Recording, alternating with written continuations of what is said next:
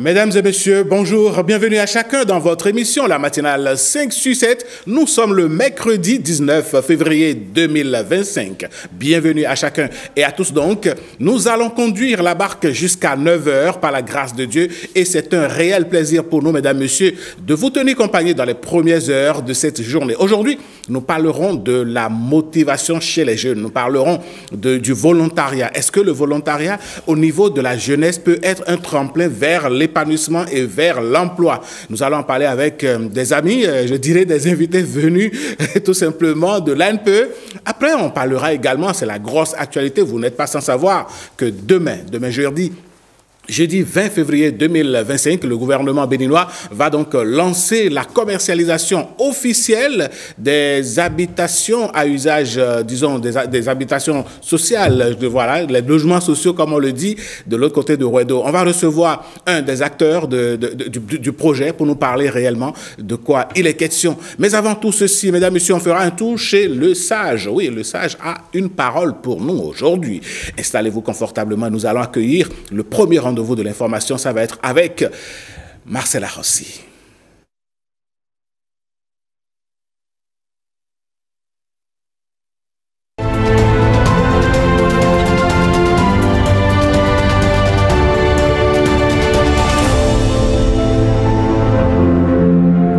Bonjour et bienvenue donc au premier grand format de l'actualité sur votre télévision. On les annonçait comme des infrastructures modernes, respectueuses de l'environnement. Ça y est, les logements économiques et sociaux sont déjà prêts dans la cité de Wedo. Si vous voulez être les premiers à vous les approprier, la vente démarre ce jeudi 20 février 2025 à 10h. C'est l'information donnée par le ministre du Cadre de Vie et des Transports chargé de l'environnement.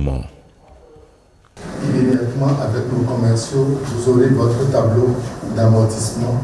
150 milliards, c'est la valeur estimative des dépenses.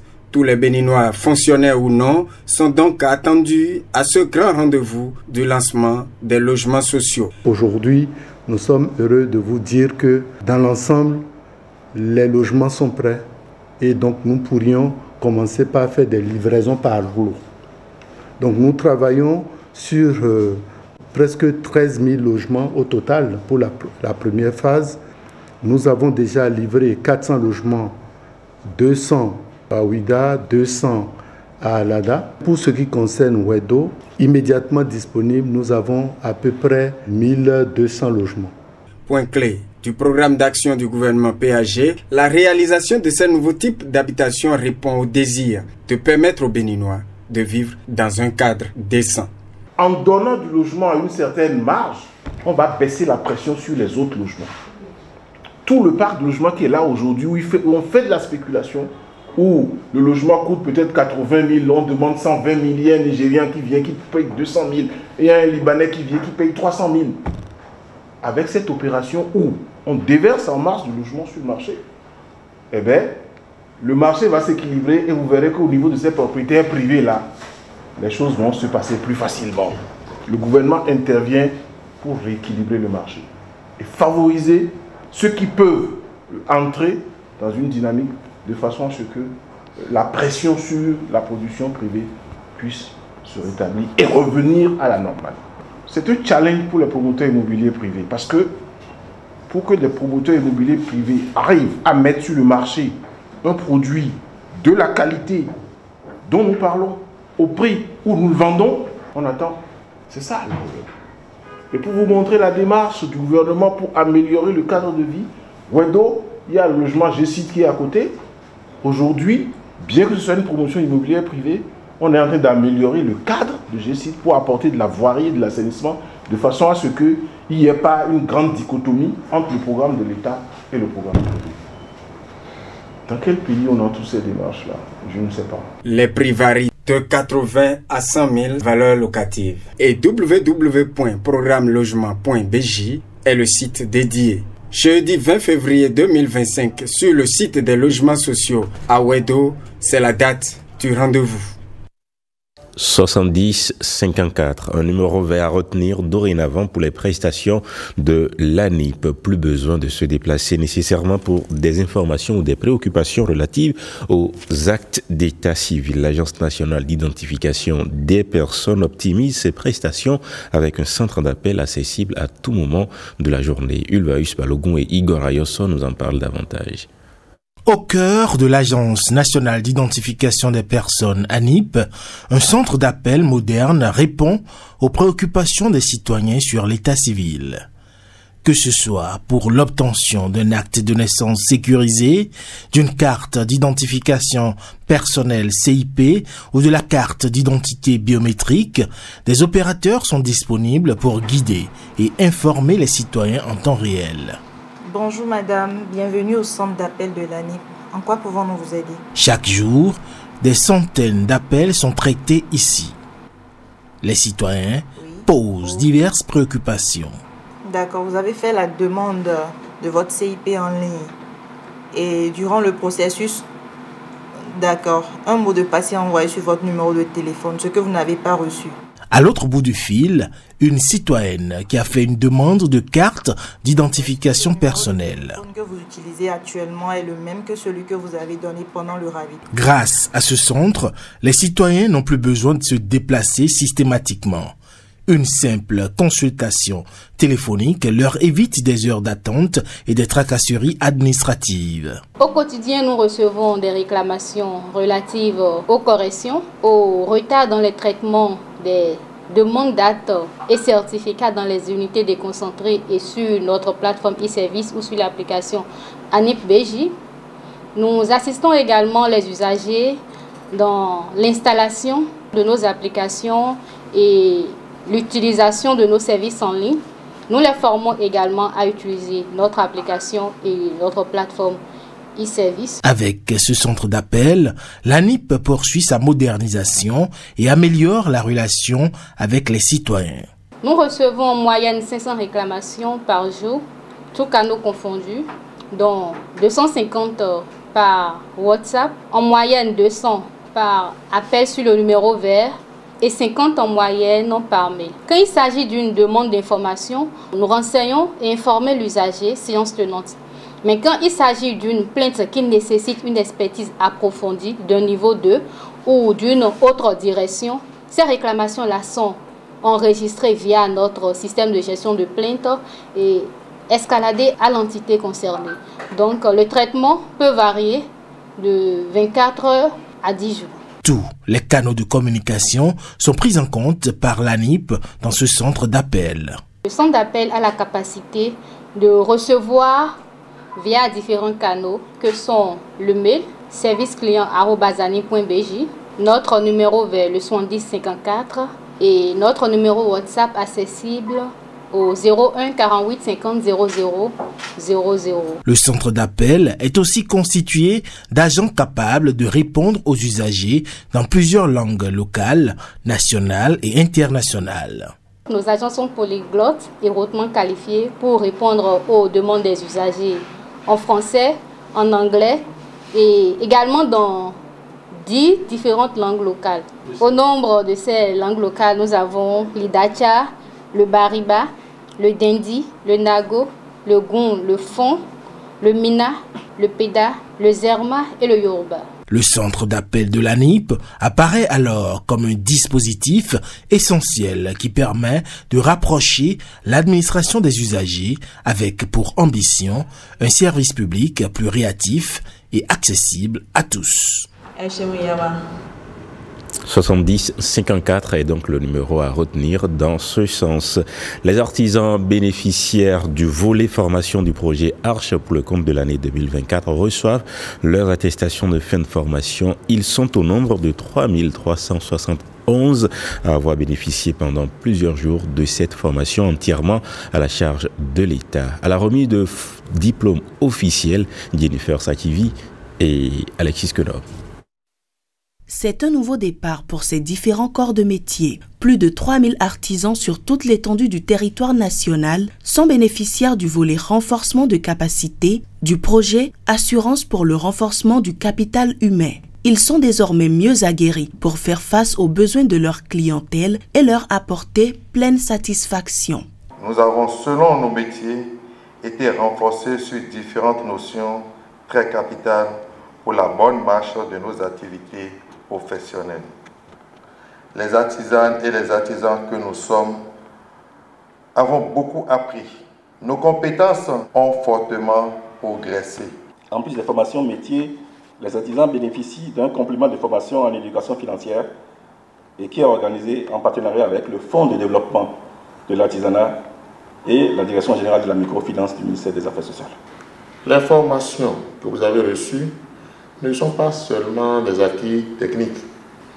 Elles représentent une véritable opportunité pour chacun d'entre vous d'améliorer vos activités, d'accroître vos revenus et de contribuer activement au dynamisme de notre économie locale. Le projet Arche, adopté le 3 mai 2017 par le Conseil des ministres et mis en œuvre par l'Agence nationale de protection sociale, reste l'un des projets phares du gouvernement sur le plan social. Tous ces artisans formés ont chacun bénéficié d'un perfectionnement pratique et technologique de 40 heures avec 20% de phase théorique et 80% de phase pratique. C'est le lieu de rappeler une fois encore la volonté du chef de l'État qui, au-delà de la montée de compétences des artisans, ambitionne pour notre pays un écosystème artisanal bien structuré. Il est impératif de doter nos jeunes de compétences pratiques, adaptées et durables. Le projet Assurance pour le renforcement du capital humain répond véritablement et efficacement à ce besoin de renforcement de capacité de nos jeunes. Pour le compte de l'année 2025, le projet sera étendu à 4000 bénéficiaires dans une dizaine de métiers. Un accent particulier sera mis sur les artisans intervenant dans les filières de la mécanisation agricole. Allons à présent sur les pas d'une délégation de la Banque mondiale en visite au principal centre commercial dans le département du Zou. À Boikon, la mission de la Banque mondiale se penche surtout sur des actions de redevabilité développées dans la commune. À l'arrivée, vous allez le voir, dans la commune, elle reste formelle. La gouvernance y est transparente et la gestion des ressources destinées au développement local efficace. Boikon a été choisi par l'État central pour recevoir une délégation de la Banque mondiale pour venir voir un peu ce que nous faisons en matière de reddition de comptes. La ville de Boikon est à l'honneur. Elle est distinguée par la Banque mondiale à travers une visite inscrite dans la dynamique de transparence et de la gouvernance locale. Nous sommes là dans le cadre de la revue à mi-parcours du plan d'action du PRA, qui est l'allocation pour la prévention et la résilience. Une allocation dont le Bénin a bénéficié de la Banque mondiale qui vient en soutien au programme de prévention et de résilience du gouvernement béninois. Nous avons expliqué comment se passent les redditions de comptes à Boikon, quels sont les succès que nous avons engrangés et quels sont les défis qui s'imposent à nous. En matière de redevabilité, la Banque mondiale loue les avancées de la ville et réexamine les défis à relever. Nous sommes très satisfaits de l'évolution de la mise en œuvre de ce plan d'action. J'ai été impressionnée par le niveau d'innovation qui sort de ce coin du Bénin. J'ai compris en carrefour ce que disait Monsieur le maire. Il y a une innovation qui s'appelle Cité.BJ qui est assez impressionnante, et le fait aussi que Boikon ait gagné un prix à l'international pour toutes ces innovations qui sont faites par rapport à la participation citoyenne. Donc ça, c'est quelque chose que je retiens de notre petit séjour ici à Boikon. Cette visite de la Banque mondiale à Boikon vient consolider un rapprochement fondé sur la confiance. Et la première réunion du comité d'orientation du réseau des instances africaines de régulation de la communication RIARC pour le compte du Bienium 2024-2026 se tient à Cotonou. La rencontre a pour objectif de définir le plan d'action du Bienium, un document stratégique qui va guider les initiatives, activités et actions du RIARC pour les 2 prochaines années. Alexis Segbemon, Ariane Da Silva. Monsieur le Président, vous êtes à la tête du plus grand regroupement au monde d'instances de régulation. C'est le RIAC qui regroupe tous les régulateurs africains. Le RIAC qui ambitionne d'être un instrument opérationnel pour le renforcement de la démocratie, la bonne gouvernance et la paix en Afrique. Pour atteindre cet objectif, le comité d'orientation pour le compte du biennium 2024-2026 se réunit à Cotonou. Il s'agira d'élaborer un plan d'action. Cette réunion d'aujourd'hui est particulièrement importante parce que c'est celle-là qui va permettre d'établir, d'élaborer, d'adopter la feuille de route, laquelle s'imposera à tous et dont tous s'inspireront. Je voudrais profiter de cette occasion pour renouveler mes remerciements, mes félicitations à mon frère Édouard Loco pour le travail abattu au niveau du secrétariat exécutif du RIAC. La feuille de route à élaborer va prendre en compte plusieurs axes stratégiques. Il y a des grands axes qui se rapportent à l'intelligence artificielle pour rattraper la technologie. Elle est toujours en avance et prévenir certaines situations, soit à l'avantage de la création, soit contre la désinformation, la mésinformation et les discours de haine. Il y a aussi le défi pour le RIAC d'être par exemple un organisme consultatif de l'Union africaine. Il y a le défi de davantage faire en sorte que tous les membres soient présents à toutes les rencontres et participent effectivement aux différentes rencontres, apportent leur contribution et en contrepartie reçoivent des autres les contributions en vue d'une harmonisation de nos compétences, de nos missions, afin que l'Afrique puisse bénéficier d'une communication et de l'information libre mais véridique et complète. Le plan d'action 2024-2026 du réseau des instances africaines de régulation de la communication va aider à renforcer l'impact des interventions du RIAC en faveur des communautés et des acteurs de la communication. Entre spiritualité, tourisme et économie locale, la ville de Ouidah continue d'une manière ou d'une autre de vibrer au rythme de ses traditions. Nos équipes sont allées à la rencontre des gardiens de ces savoirs ancestraux dans les couvents vaudons pour comprendre comment cet événement influence encore le développement de la cité historique et du Bénin tout entier. Une fois l'effervescence des Vaudondaises retombée, Ouidah retrouve son rythme habituel, mais dans les couvents, l'âme du vaudou demeure. Loin des projecteurs et de l'agitation des festivités, la tradition se perpétue dans le respect des ancêtres. Ouidah demeure Ouidah comme vous l'aviez dit, et Ouidah c'est la terre de prédilection de Vaudou. Ouidah, c'est la capitale du Vaudou et nous nous plaisons à dire que Ouidah, c'est la ville sainte du Vaudou. Le vaudou est une réalité quotidienne, célébrée en tout temps, bien au-delà des vaudondéis. Après l'effervescence et l'affluence exceptionnelle du festival, les rituels se poursuivent dans nos couvents et au sein de nos familles. Même après le 10 janvier, nos pratiques perdurent, affirmant la présence et la vitalité du vaudou. Parmi les principales conclusions, l'affluence exceptionnelle des Vaudondaises constitue une manne économique qui profite aux commerçants, artisans et créateurs. Il y a une dame, une restauratrice de Ouidah, qui au terme donc, des 3 jours de Vaudondaises a dit que son chiffre d'affaires fait pratiquement le chiffre d'affaires annuel qu'elle faisait avant les Vaudondaises. C'est donc révélateur de ce que nous disons. 435 000 personnes en 3 jours, les nourrir midi et soir dans une ville, alors que l'offre n'est pas si élevée que ça. Vous comprenez donc aisément l'affluence qu'il y a au niveau donc, des restaurateurs et des restauratrices, et vous comprenez, vous imaginez aisément leur chiffre d'affaires. La population de Cotonou qui trouvait que venir jusqu'à Ouidah rien que pour acheter était pas simple, ont profité de cette opportunité-là pour faire un crochet.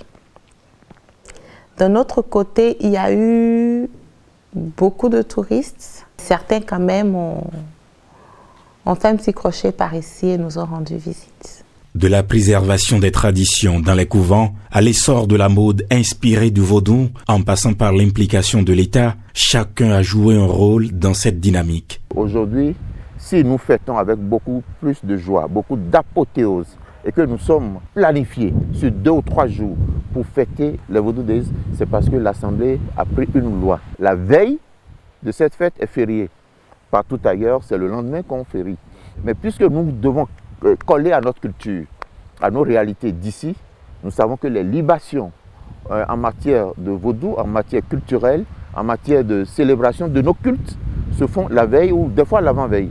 Donc la loi permet de férier la veille et de férier le jour, qui est ce 2e vendredi du mois de janvier. Et qui dit jeudi, vendredi férié, dit plus de 2, 3 ou même 4 jours de célébration. Donc en cela, l'Assemblée a contribué largement. Entre spiritualité, développement économique et création artistique, les Voodoo Days sont bien plus qu'une fête. Ils sont le symbole d'un héritage vivant, en pleine mutation. Force à Ouida, force à tout le Bénin. En tant qu'homme, oui, disais-je, imaginez-vous dans la peau d'une femme pendant 24 heures seulement, préparer les enfants pour l'école, faire le ménage, la cuisine, bref, le package de la femme au quotidien. L'enfer du décor nous plonge dans l'univers d'un couple et ce film fait partie des sélections pour le FESPACO 2025 du côté de Ouagadougou. Découvrons ce film à travers ce récit de Rebecca Kenyaoundé. Encore il reste un. Allez vous coucher. Papa, on n'a pas encore mangé. Oui, on a faim. Vous avez faim. Venez me manger. Parce que moi je n'ai pas faim peut-être. Est-ce qui m'énerve là? Celle qui est censée nous faire à manger préfère traîner au dehors jusqu'à 7 heures. Être femme, tâche difficile, poids trop lourd à porter. Sourou aura des réponses à ces interrogations quand en l'espace de quelques heures, il va se retrouver dans la peau de sa femme à Chaké et vivre le quotidien de cette dernière.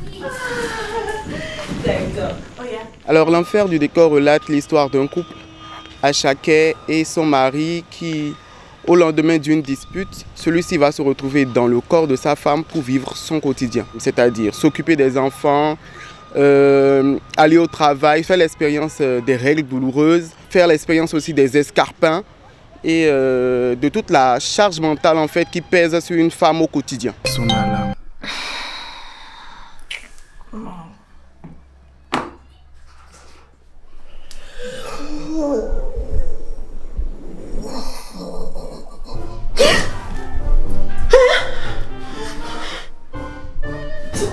L'enfer du décor. C'est un film de 13 minutes, une réalisation de Assouni Benon pour sa licence professionnelle, option réalisation et cinéma. Assouni, à travers l'enfer du décor, veut surtout faire passer un message, celui de son combat en faveur du féminisme. La cause des femmes me préoccupe énormément vu que j'ai été élevée par une femme seule. J'étais dans le souci vraiment de raconter une histoire qui pourrait montrer ne serait-ce que la charge mentale que pourrait ressentir une femme au quotidien. Mais j'étais vraiment assez perdue dans la manière de raconter, de montrer cela. Alors il y a ma mère qui m'a dit cette phrase un jour, si tu étais à ma place, tu comprendrais. Alors je me suis dit, comment réaliser cela? Sachant que tout est possible au cinéma, je me suis dit, pourquoi ne pas intervertir les rôles et mettre l'homme dans le corps de la femme, dans sa peau? Parce que de cette manière-là, vraiment, qu'on peut comprendre ce que vit la femme.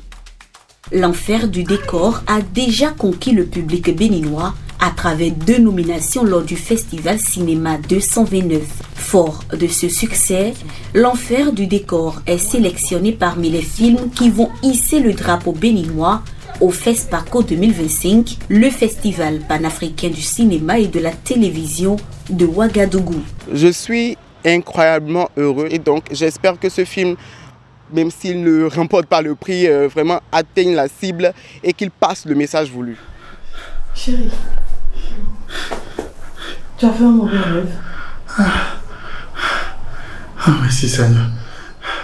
Le FESPACO se présente aujourd'hui comme l'un des plus grands festivals qui met en lumière les réalisations cinématographiques en Afrique. Tout comme à Sony, plusieurs autres réalisateurs béninois seront sans doute révélés au FESPACO 2025 du 22 février au 1er mars à Ouagadougou, la capitale du pays des hommes intègres. Certes, j'ai fait une introspection. Voilà qui met donc un terme à ce premier journal de la journée. Rendez-vous à 13h, 20h, puis 23h30 pour d'autres nouvelles sur la télévision nationale. Merci à vous, Marcel Arrossi, de nous avoir présenté donc le premier format des informations d'ici. Ce qui fait donc le menu du journal d'aujourd'hui. Mesdames, Messieurs, on va garder nos positions comme cela pour faire une petite incursion, un détour dans l'univers des périodiques de notre pays pour savoir un peu ce qui fait l'actualité à la une des journaux. Ça va être la revue des titres.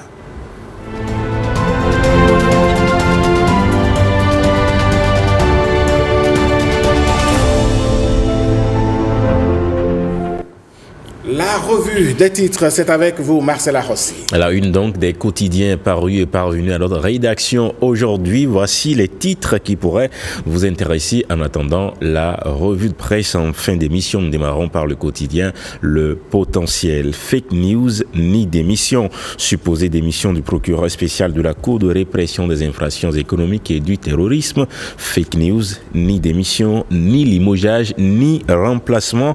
Mario Métonou, solidement assis dans son fauteuil de procureur spécial de la Criette, l'auteur de la publication montée de toutes pièces déjà recherchée. Info Matin, mise sur le marché des logements sociaux et économiques de Ouedo. José Torato fait le lancement officiel demain. Matin Libre, après la sortie de Maître Adrien Mbedi, le concept de prisonniers et exilés politiques en débat. CEG 1 et 2 de Savet, Syriac Adekambi aidant offre des mobiliers. La Nouvelle Tribune aujourd'hui, célébration des acquis de la conférence nationale. Boni Yayi et UP Le Renouveau, même combat. Point d'interrogation à la une de la Nouvelle Tribune, nécessité de retrouver le consensus de 1990. Fraternité, visite à la G10, une immersion des ministres conseillers dans le miracle industriel béninois. Le matinal, session criminelle du tribunal de Cotonou, l'affaire d'Anivor refaire surface, le dossier inscrit au rôle. Directeur général de Isocel Télécom, Robert Awad, dans le top 100 des leaders africains. C'est à la une du quotidien Le Matinal. Le Télégramme demande de révision de la Constitution pour modification du mandat présidentiel. La Cour constitutionnelle se déclare incompétente. La Nation, réhabilitation de la route Lomé-Cotonou et protection côtière, un projet ambitieux conciliant développement et écologie. Visite des ministres conseillers à la G10, une immersion au cœur du moteur industriel. L'événement précis, Forum économique des investisseurs chinois et des entrepreneurs béninois. La CCI Bénin vante les atouts du Bénin, les réformes entreprises et le climat des affaires favorables. Présenter une rencontre prometteuse pour des partenariats selon l'événement précis.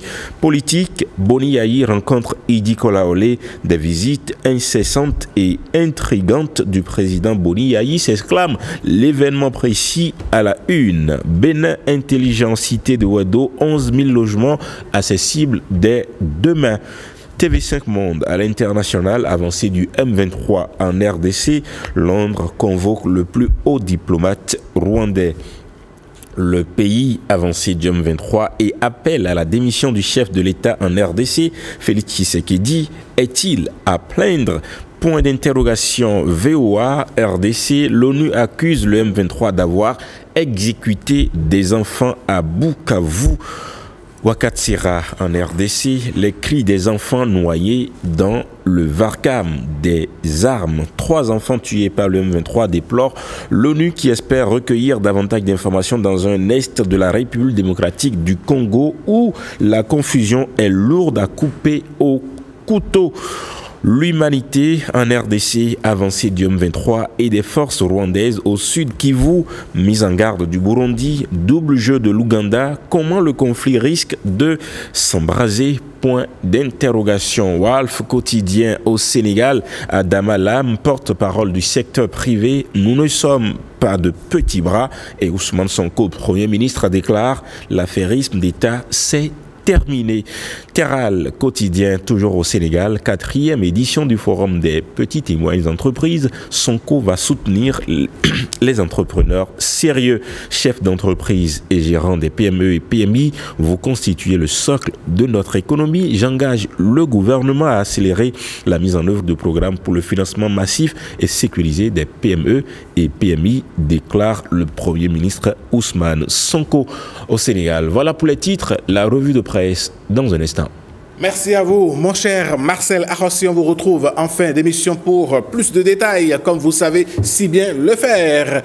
Mesdames, Messieurs, on va marquer une courte pause pour recevoir dans cette émission notre premier invité. Je vous le disais en début d'émission, demain, jeudi 20 février 2025, le gouvernement béninois va lancer donc officiellement la commercialisation des logements économiques et sociaux de Wedo. On va en parler avec beaucoup plus de détails avec notre premier invité juste après cette pause.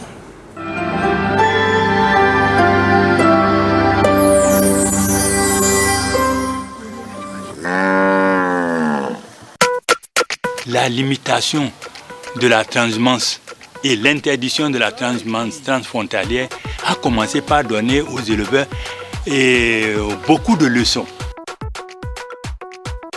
L'élevage naturel, ça là c'est terminé. Il faut qu'on aille à un élevage où nous-mêmes nous allons produire les fourrages pour quand même donner de la graisse à nos animaux. Pour pouvoir disposer de l'aliment, c'est-à-dire le fourrage en quantité et en qualité suffisante, nous allons pouvoir appuyer tous les éleveurs autant qu'ils sont pour pouvoir mettre à leur disposition de l'aliment bétail à un prix subventionné. Le bénéfice que nous voyons, c'est l'éducation de nos enfants. Quand vous allez partir maintenant vers Fana, vous allez voir les enfants qu'on emportait là.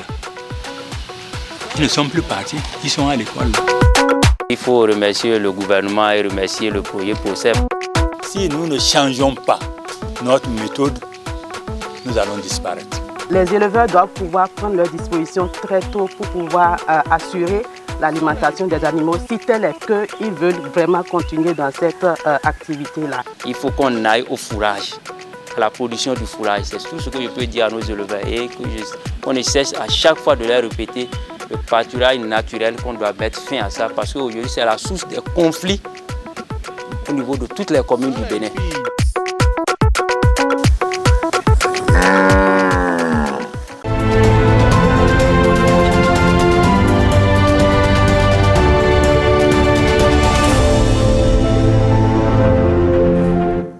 Mesdames, Messieurs, nous l'avons dit, demain, le gouvernement béninois donc, va lancer officiellement la commercialisation des logements économiques et sociaux de Wedo.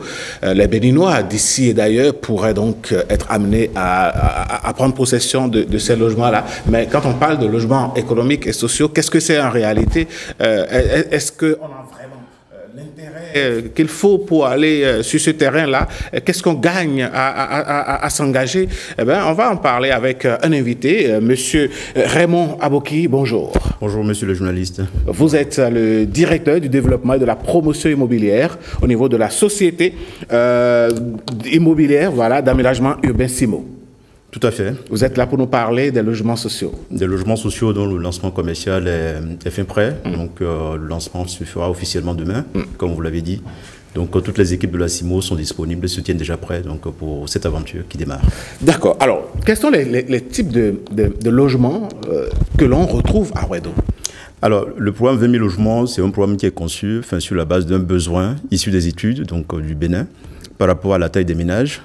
Et nous sommes sur l'ensemble de la programmation aujourd'hui, sur une typologie de logement de type F4, c'est-à-dire nous avons un salon, plus 3 chambres, mais aménagé suivant 6 typologies, que ce soit qu'on soit à Wedo, ou à Porto Novo, ou à Parakou. Donc nous retiendrons que les logements sociaux, c'est de type F4, donc avec 6 possibilités d'aménagement dedans. Concrètement, nous avons une villa sociale, donc, qui est un des produits phares. Et puis après également, nous avons une villa économique qui est un peu plus grande. La villa sociale, elle fait 72 mètres carrés à peu près, sur un terrain de 202 mètres carrés. La villa économique, elle est un peu plus grande, elle fait 102 mètres carrés habitables, sur un terrain qui fait pratiquement 264 mètres carrés. Et puis après, nous avons 4 types d'appartements, donc en hauteur, donc dans les bâtiments, qui offrent des surfaces habitables confortables, entre 81 mètres carrés et 91 mètres carrés.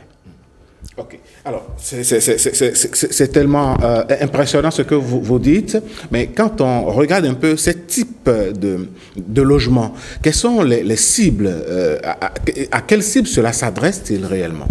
Alors, dans la réalité, le programme 20 000 logements s'adresse à tous les Béninois. Alors, pour les logements sociaux, nous avons une cible de fonctionnaires à qui ces logements s'adressent. Et puis après, pour ce qui concerne le logement économique, dans le détail, ces logements s'adressent pour l'ensemble des Béninois. On retrouvera à la fois les fonctionnaires d'État, comme on l'a dit précédemment, mais aussi tous les salariés du secteur privé, les commerçants, les agriculteurs, les artisans et puis les professions libérales. Dans certains cas, on a aussi la possibilité donc, de rajouter à ces cibles nos compatriotes qui sont de la diaspora et aussi les retraités. Donc, ce qu'on retiendra dans l'ensemble, le programme 20 000 logements aujourd'hui tel qu'il est conçu, s'adresse pour l'essentiel à tous les Béninois, donc qu'ils soient de l'intérieur que de l'extérieur. D'accord. Alors, quand on prend la décision de construire de tels bâtiments, de tels logements sociaux, c'est qu'en amont, il y a eu des dispositions préalables qui ont été prises. Quand on prend le site de Rouedo, en matière de viabilisation, qu'est-ce qui a été fait avant d'implanter ces bâtiments-là? Alors, pour ce qui concerne le site de Rouedo, il est vrai que ce programme s'est érigé sur un site où il n'y avait rien, donc comme tous les Béninois le connaissent. Et donc, le gouvernement a pris des dispositions préalables d'aménagement de ce site, qui fait à peu près 250 hectares. C'est un très grand site. Et ces dispositions concernent, pour l'essentiel, les travaux de viabilisation, à la fois primaire, secondaire et tertiaire. Quand on dit travaux de viabilisation primaire, c'est tout ce qui concerne les grandes routes d'accès, aussi bien au site que donc, des sites de site. Et puis après, on a une seconde catégorie de travaux concernant les travaux de viabilisation secondaire, qui sont des axes, mais vraiment qui pénètrent sur le site et essaient donc de desservir l'ensemble donc, des différents quartiers à l'intérieur du site. Et enfin, la viabilisation tertiaire concernant les cheminements, pour relier tous les bâtiments donc, à ces voies-là. Ça, c'est le volet voirie. Et au-delà du volet voirie, nous avons également un volet qui est important, c'est le volet assainissement. Les autorités, depuis quelque temps, tiennent absolument à ce qu'il n'y ait plus 1 mètre carré de construit au Bénin sans que ces mètres carrés bénéficient d'un niveau d'assainissement. Donc tout l'assainissement de cette cité a été réalisé pour permettre aux futurs résidents d'être dans de bonnes conditions. Et au-delà donc de l'assainissement, on rajoutera également aujourd'hui les éléments de connectivité. Vous n'êtes pas sans savoir que le Bénin se positionne comme un hub numérique sur un certain nombre de choses. Et donc toute la cité de Rouedo a fait l'objet d'un équipement de fibre optique qui, nous pensons, est aujourd'hui l'une des meilleures qu'on peut avoir donc, au Bénin. Donc toute la cité a été entièrement viabilisée et bénéficie de ces équipements-là. Pour faire simple, c'est-à-dire que pour un langage moins technique, pour tous ceux qui nous suivent, c'est que quand on arrive sur le site, on a l'eau, on a l'électricité, on a Internet, et puis on a tout ce qu'il faut comme voirie, comme système d'assainissement au niveau de cette cité-là. Vous résumez très bien. L'eau, l'électricité, la connectivité, la fibre, et tout ce qu'il faut. Donc tous les indispensables donc, au quotidien des habitants donc, présents sur le site de Rouedo. C'est une nouvelle ville carrément. C'est une nouvelle ville qui est créée. Donc les autorités l'ont rappelé, c'est même une éco-cité, puisque la qualité de l'aménagement va au-delà de ce qui se fait habituellement. Donc tous nos futurs résidents donc, vivront dans de très bonnes conditions. Mais il faut souligner également que, comme nous parlons de Rouedo, il n'y a pas que Rouedo. Il y a Porto Novo. Justement. Il y a Porto Novo, mais aussi Paracou qui arrive, et qui sont des sites qui bénéficient quasiment donc, du même niveau d'équipement et d'aménagement. D'accord. Alors, revenons un peu aux objectifs. Quels sont les objectifs poursuivis par l'État béninois, le gouvernement, en réalisant ce projet? Mais les objectifs, déjà, il faut savoir qu'on est un pays où les études l'ont démontré, il y a un vrai déficit de logements sociaux. On parle de 300 000, les chiffres vont augmenter encore donc, dans les années qui viennent. Et la première chose, en montant ce projet, l'objectif du gouvernement, c'est d'abord de donner un toit décent, des logements abordables à tous les ménages béninois. Et puis aussi, donc, favoriser l'accession à la propriété, parce que l'offre peut être disponible et peut ne pas être accessible. Ouais. Et donc, favoriser l'accès donc, à ces logements, c'est un des objectifs phares donc, du gouvernement. Et troisièmement, en développant mais vraiment ce programme, c'est aussi une possibilité, la possibilité qui est offerte au gouvernement, mais finalement de procéder à un développement urbain harmonieux et de montrer aussi comment on peut partir de rien et développer des pôles urbains, mais qui fonctionnent très bien. Et puis enfin, quand on développe tout ça, quand on construit, l'idée derrière aussi, c'est de faire émerger un écosystème des métiers de BTP et de l'immobilier, parce que notre pays a souvent longtemps pâti d'un manque, mais vraiment, donc de biens, d'offres immobilières, donc de qualité. En faisant tout ça depuis quelques années, le pari du gouvernement, qui est en train d'être gagné, c'est aussi de créer un écosystème économique et qui est pourvoyeur d'emplois, donc pour toutes nos populations. Eh bien, les logements sociaux de Ruedo, on retient que ce n'est pas qu'à Ruedo seul. On a Porte-Novo, on a Parakou également. Mais prenons le cas de Ruedo. Qu'est-ce que ce programme, au plan social, apporte aux populations béninoises? Mais au plan social, le programme, je dirais d'abord, c'est le mode d'acquisition, donc qui est privilégié par le gouvernement. Vous savez que pour acquérir une offre immobilière, même disponible sur le marché, dans certains pays, parfois c'est compliqué parce que l'offre est disponible, les ménages n'ont pas les moyens donc de pouvoir accéder à cette offre-là. Donc le premier élément qu'on peut retenir sur le volet social, c'est la possibilité qui est offerte, mais à tous les ménages, de pouvoir venir acquérir ces logements sans aucun apport initial. Cela voudra dire que dès que vous remplissez les conditions et que votre dossier est validé, et sur son chemin, donc jusqu'au comité d'attribution de logement, vous pouvez vous voir attribuer un logement, mais sans avoir, mais vraiment à mobiliser un apport initial. Ça, c'est le premier volet. Donc, c'est important de le souligner parce que on ne vous oblige pas à aller, disons, mobiliser une grosse somme pour venir déposer d'abord avant de rentrer dans la jouissance de votre bien. Pas du tout. Donc, vous venez libre, donc voilà, et vous avez la possibilité d'accéder à ces logements-là sans aucun apport initial. Ça, c'est le premier volet. Ouais. Le deuxième volet qu'on peut retenir, je le disais tantôt, c'est la qualité aussi donc, de l'aménagement du cadre de vie dans lequel vous êtes. La qualité des ouvrages. Des ouvrages. En accédant au programme 20 000 logements, ce n'est pas qu'un logement que vous acquérez. C'est aussi un cadre de vie, et tout ce qui accompagne ce cadre de vie, mais qui est agrémenté aujourd'hui, on le verra demain, donc d'espaces verts, donc d'espaces de jeux communautaires, des équipements sociaux communautaires, les écoles qui viendront, un centre de santé, ainsi de suite. Vous bénéficiez de tout ce tamadala, donc mais vraiment d'éléments qui vous facilitent votre quotidien et tous les jours.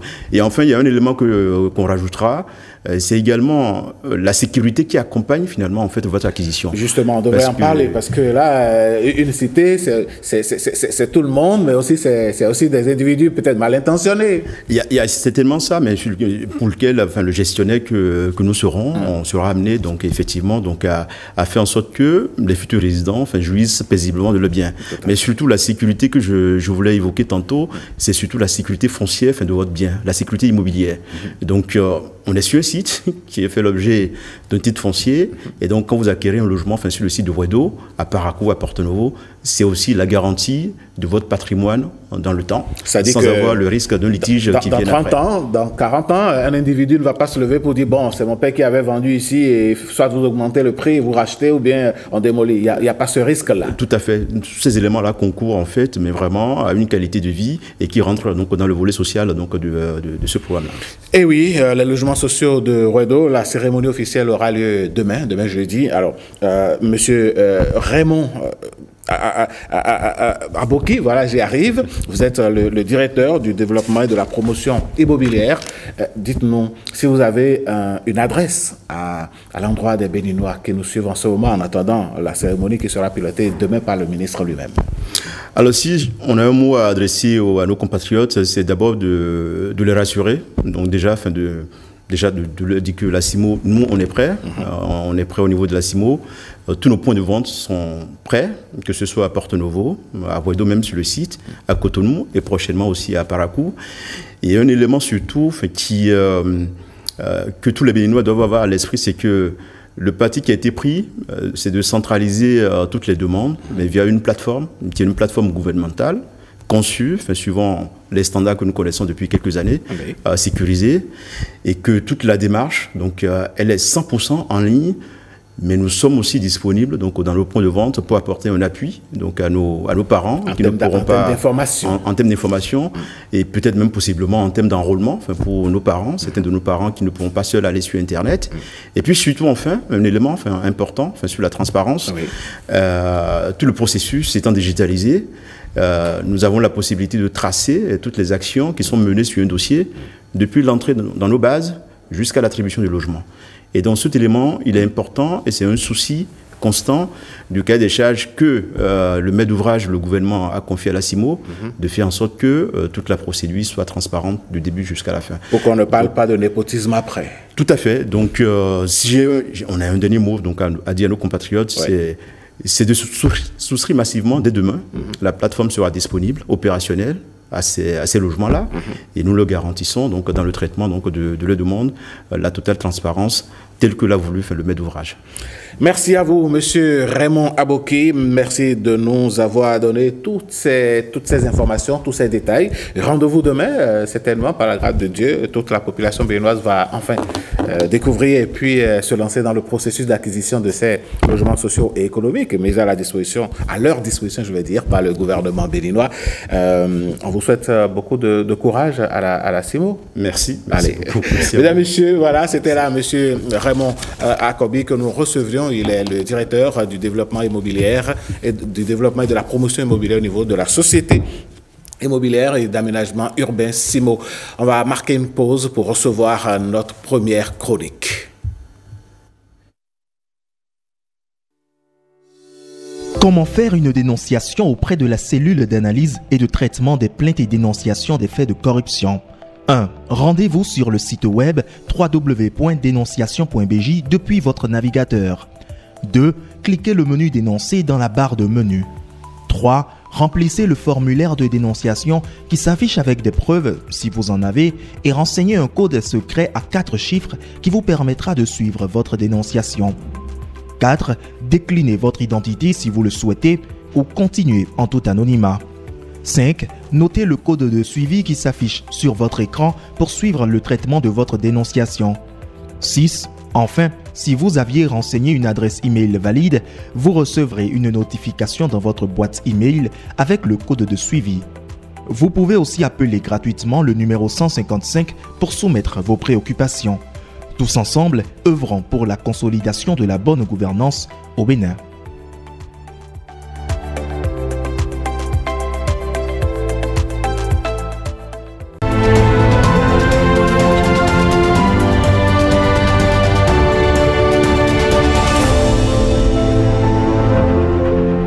Mercredi sur 5 sur 7 matin, c'est l'économie qui prend le pouvoir. Et quand on parle économie, celle qui en parle le plus, eh bien c'est bel et bien Alessandra Diotan. Alessandra, bonjour. Bonjour Alain Sotoumé. Merci d'être présente au poste.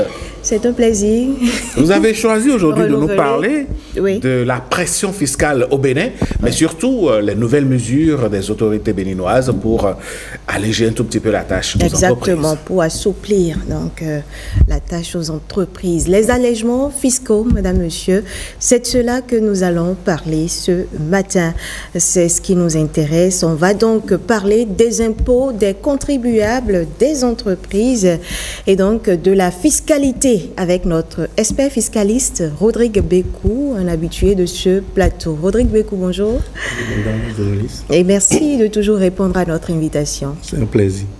Alors, qui parle d'allègement fiscal, bien sûr, fait référence aux mesures contenues dans le Code général des impôts, un document qui lui-même est lié à la loi des finances.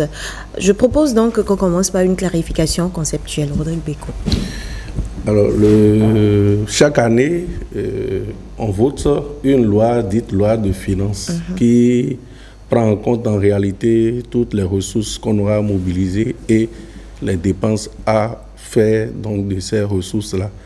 Et vous le savez, pour mobiliser les ressources, c'est généralement à travers les impôts, à travers la douane et à travers le trésor public.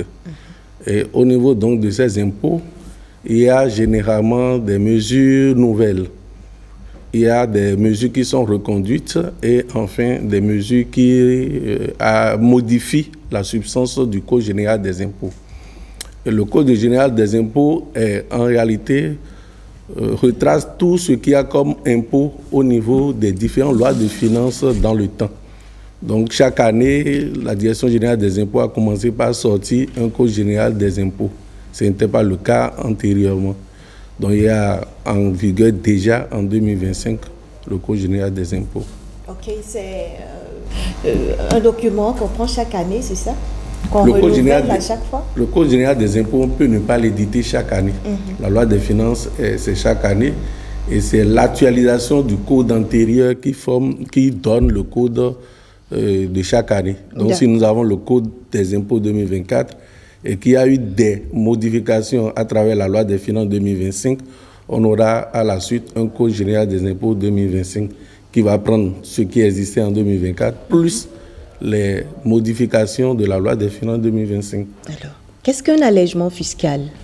Un allègement fiscal, c'est, comme vous l'avez dit, c'est pour réduire, diminuer les impôts, et ce n'est pas que les impôts, les pénalités, majorations, intérêts moratoires, et tout ce qui va diminuer la charge ou la pression fiscale aux contribuables en termes clairs. Oui, mais pourquoi procéder à des allègements fiscaux? Quand on sait que l'État a intérêt à mobiliser des ressources pour pouvoir financer quand même le fonctionnement tout à fait, l'État a besoin de l'administration. L'État a besoin de ressources, mais c'est nous-mêmes contribuables qui crions qu'il y a trop d'impôts, il y a trop de pression fiscale. Donc l'État essaie quand même de faire des mesures dites mesures sociales pour accompagner un tant soit peu le contribuable. En parlant de contribuable, c'est bien sûr les personnes physiques comme les personnes morales, les entreprises notamment. Alors pour l'année 2025, l'année en cours, est-il prévu de ces dispositions-là qui allègent la tâche aux contribuables et dans quelle catégorie est touchée, dans quel secteur d'activité?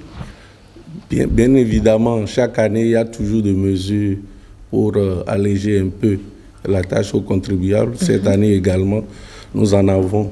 Si je peux me permettre de les regrouper dans 3 catégories, il y a des mesures visant à faire des réductions d'impôts. Il y a des mesures visant à abandonner les amendes, pénalités, majorations, intérêts moratoires et autres. Il y a également des mesures d'exonération.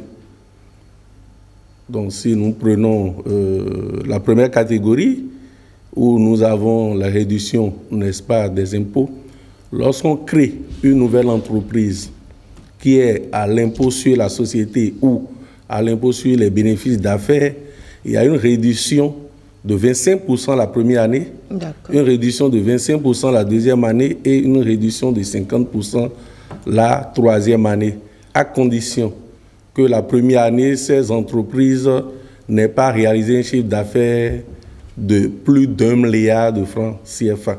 Ça, c'est une réduction qui est, n'est-ce pas, accordée pour les entités.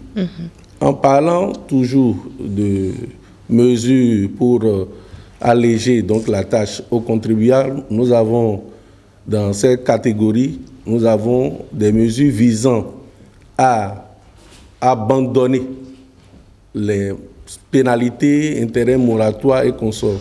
Alors, une disposition donc de la loi des finances et par ricochet du Code général des impôts dit ceci: lorsque les entreprises, qui sont évidemment, c'est pour la formalisation des entreprises, lorsque les entreprises sont du secteur informel et qu'elles décident elles-mêmes spontanément de venir vers l'administration fiscale pour se formaliser, nous avons 2 situations. La première situation, elle n'a pas exercé du tout La forclusion, en réalité, c'est les 3 dernières années. Donc, si tu n'as pas payé tes impôts, depuis tu es créé peut-être depuis 10 ans, tu n'as pas payé tes impôts, la loi t'exige les 3 dernières années et l'année en cours. D'où on parle de forclusion. Mais si tu n'as pas payé et que tu viens vers l'administration fiscale, nous avons 2 scénarios. Le premier, c'est les entités qui n'ont pas exercé du tout. Elles font une déclaration sur l'honneur et elles paient la compte de l'année en cours. Donc elles ne vont pas payer ni les impôts des 3 dernières années, ni les amendes, pénalités et accessoires liés. Par contre, la deuxième catégorie, c'est les entités qui ont exercé. Elles ont réellement exercé, il y a la preuve pour savoir qu'elles ont exercé. Peut-être traçabilité au niveau des comptes bancaires, traçabilité au niveau des factures normalisées, etc. Ou d'autres preuves que l'administration fiscale peut avoir. Alors là, on leur permet de payer seulement les impôts des 3 dernières années sans pour autant payer ni de pénalité, ni de majoration, ni d'amende. Voilà également une mesure visant vraiment à sortir les entités de l'informel. Et moi, je conseille beaucoup d'entités, si vous-même vous levez et qu'on vous permet de ne pas payer les amendes, vous voyez que vous gagnez. Il vaut mieux y aller soi-même spontanément, que d'être obligé à y aller. C'est comme on dit, une faute avouée, moitié pardonnée. C'est ça, oui. C'est ça. Puisqu'il faut éviter le jargon suivant, rappel d'obligation. Oui. Lorsque le fils vous écrit rappel d'obligation, c'est que, bon, au pays, non seulement les 3 dernières années, mais tout ce que j'ai cité va sur amende, pénalité et intérêt moratoire. Y a-t-il autre chose qui intéresse les entreprises? Au niveau des entreprises, toujours, ce qui concerne les allègements, bon, déjà au niveau de la remise, donc des pénalités et autres, il y a également nous-mêmes les particuliers, à travers les fonciers bâtis ou non bâtis. Parce qu'il y a également une taxe qu'on paie, c'est la taxe foncière unique. Et cette taxe foncière unique, lorsqu'il y a construction, on parle de foncier bâti. Et lorsqu'il n'y a pas construction, les parcelles... Lorsqu'il s'agit d'une parcelle vide, parcelle nue... On parle de foncier non bâti. Alors, si vous levez également et spontanément vous allez payer, vous n'allez pas payer ni d'amende, ni pénalité et autres. Et il est même permis de pouvoir échelonner ça sur toute l'année. En 2025, si quelqu'un doit payer par rapport donc, à ses parcelles ou ses constructions, et se laisse spontanément, il va le faire. Et ne faisait pas, bien sûr, on l'exempte de toutes ces pénalités, amendes et consorts. Mais il y a un détail que dont je voudrais que vous nous parliez.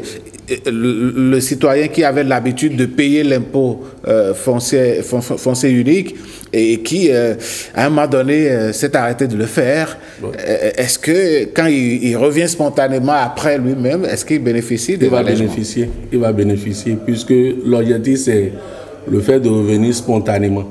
Et la mesure, son objectif aussi, c'est de pouvoir amener les gens à payer. Et donc tout ce qu'il devait est annulé? Non, ce n'est pas annulé. S'il vient payer, j'ai pris l'exemple de 2025.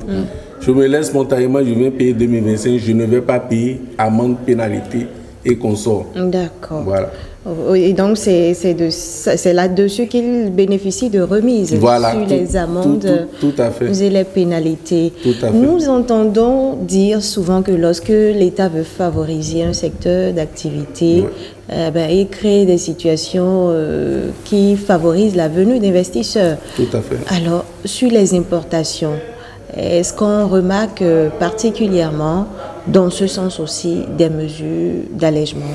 On remarque des mesures d'allègement pour des biens qui sont importés et qui sont destinés à des domaines spécifiques. En termes d'exonération. Pour 2025 Pour 2025, bien évidemment.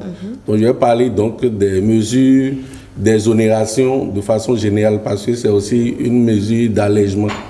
Alors, dans le secteur d'abord, les véhicules, pour nous, les particuliers, les véhicules neufs acquis à l'état neuf bénéficient d'exonérations de TVA à 100%.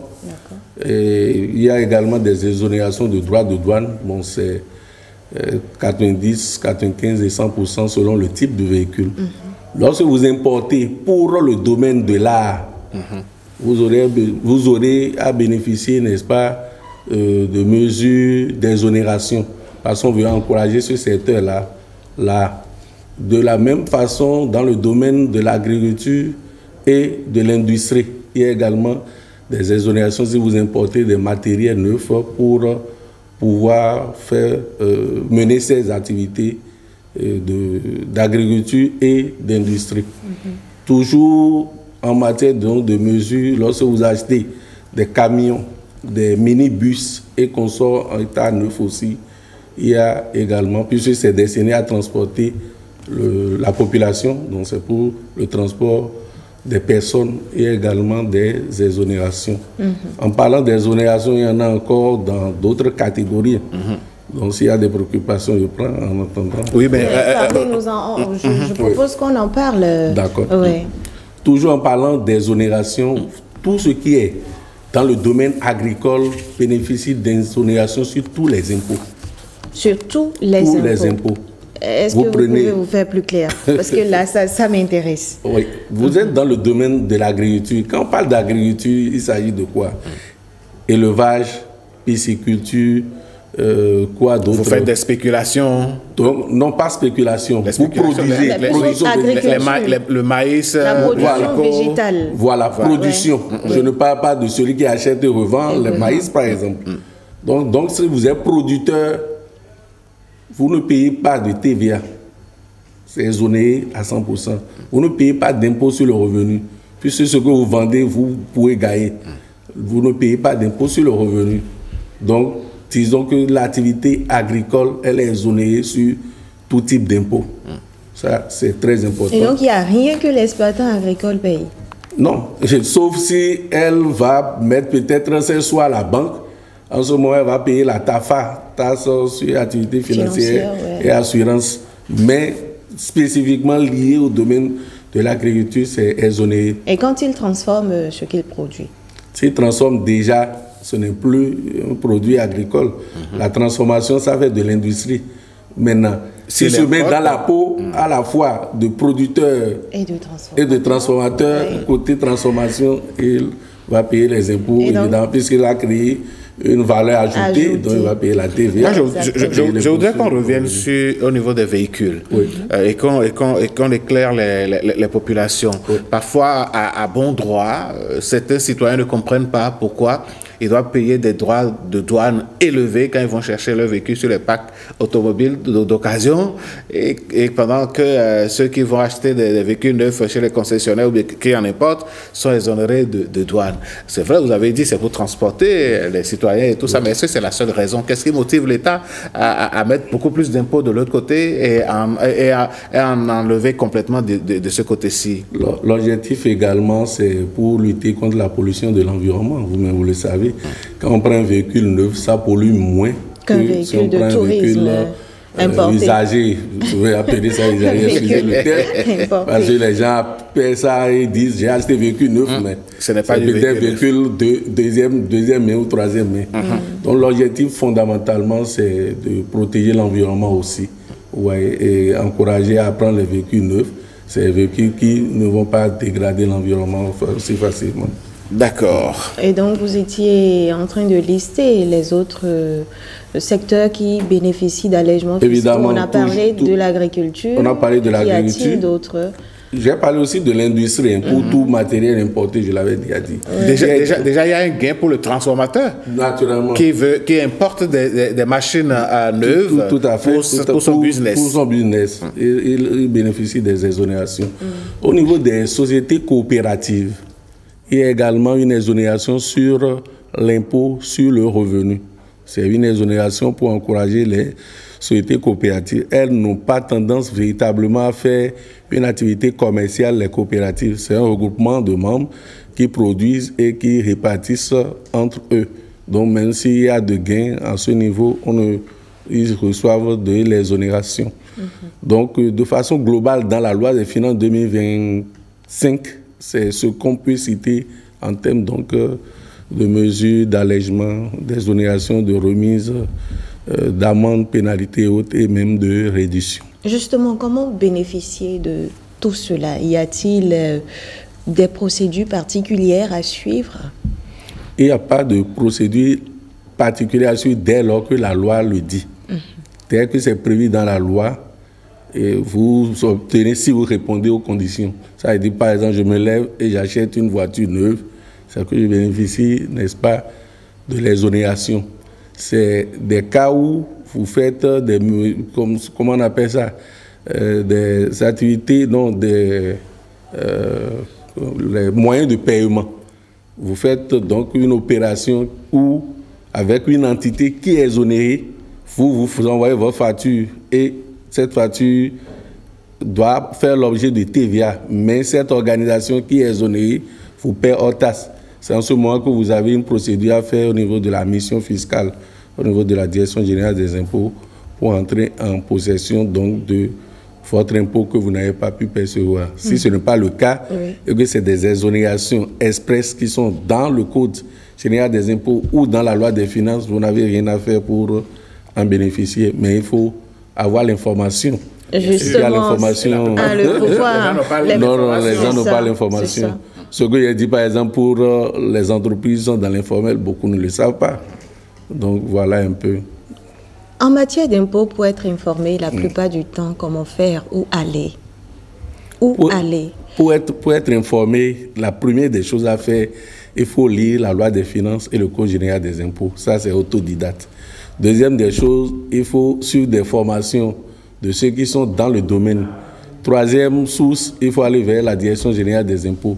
Il y a un service d'aide aux contribuables qui peut vous informer sur ce qu'il y a. Mais chaque année, puisqu'il y a des innovations, il faut reconnaître qu'il peut arriver même qu'au niveau de l'administration fiscale, celui qui est là, qui n'a pas lu, ne soit pas au parfum des innovations. Donc il faut lire et il faut sortir tout ce qu'il y a de nouveau. Celui qui est là, vous voulez parler de l'agent Si tu es agent de l'administration fiscale et que la loi des finances est votée, tu n'as pas lu, tu auras l'information comment? Et donc c'est qu'il y a une marge d'erreur qui existe quand même. Mais il faut se faire former, même si vous êtes de l'administration fiscale. Nous devons tous nous faire former. En le disant ainsi, est-ce qu'il ne vaudrait pas mieux aller sur le terrain de la vulgarisation de la loi des finances? La vulgarisation, c'est ça, les formations dont je parlais. L'administration fiscale fait la vulgarisation chaque année de la loi des finances. Elle le fait chaque année. Maintenant, reste à savoir, est-ce que tu as participé, est-ce que tu as suivi, est-ce que tu as pris note de ce qu'il y a comme innovation. Les exonérations fiscales, les allègements fiscaux, l'essentiel à savoir pour en bénéficier. Nous espérons, madame, monsieur, que vous qui nous avez suivis, allez tout faire pour tirer profit donc de notre chronique économique de ce matin. Rodrigue Bekou, une fois encore, merci à vous d'être passé sur ce plateau. Alain Sotoumé, ce sera tout. Merci, Alessandra Adjotan. Revenez-nous mercredi prochain. Oui. Avec un autre thème, un autre invité, plaise à Dieu. Peut-être même avec M. Bekou. Mais pourquoi pas s'il se rend disponible. M. Bekou, merci beaucoup. Merci pour votre disponibilité. Et on se retrouve très très prochainement. Mesdames, Messieurs, on va nous autres marquer une pause et puis vous revenir pour le débat de ce matin.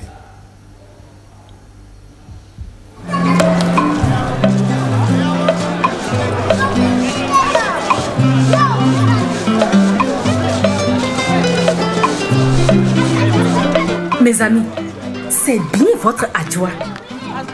Vous avez connu mes débuts, ce temps de galère et cette souffrance. Après, j'ai démarré mes activités grâce au microcrédit à l'AFIA. Je m'en souviens comme si c'était hier. C'était un crédit de 50 000 francs. Étant bien formé sur la gestion de mon crédit et mon commerce, j'ai remboursé régulièrement. Et ça m'a permis aujourd'hui de bénéficier d'un crédit de 100 000 francs et d'accroître mes activités. Vous aussi, vous pouvez être comme Adjoa. Vous êtes ancien ou nouveau bénéficiaire du microcrédit à l'AFIA. Vous pouvez désormais obtenir des crédits allant jusqu'à 100 000 francs CFA. Rendez-vous chez le SFD le plus proche pour plus d'informations. C'est simple et pratique, comme toujours. Microcrédit à l'AFIA, le crédit qui vient à vous. Comment faire une dénonciation auprès de la cellule d'analyse et de traitement des plaintes et dénonciations des faits de corruption? 1. Rendez-vous sur le site web www.dénonciation.bj depuis votre navigateur. 2. Cliquez le menu dénoncer dans la barre de menu. 3. Remplissez le formulaire de dénonciation qui s'affiche avec des preuves, si vous en avez, et renseignez un code secret à 4 chiffres qui vous permettra de suivre votre dénonciation. 4. Déclinez votre identité si vous le souhaitez ou continuez en tout anonymat. 5. Notez le code de suivi qui s'affiche sur votre écran pour suivre le traitement de votre dénonciation. 6. Enfin, si vous aviez renseigné une adresse email valide, vous recevrez une notification dans votre boîte email avec le code de suivi. Vous pouvez aussi appeler gratuitement le numéro 155 pour soumettre vos préoccupations. Tous ensemble, œuvrons pour la consolidation de la bonne gouvernance au Bénin.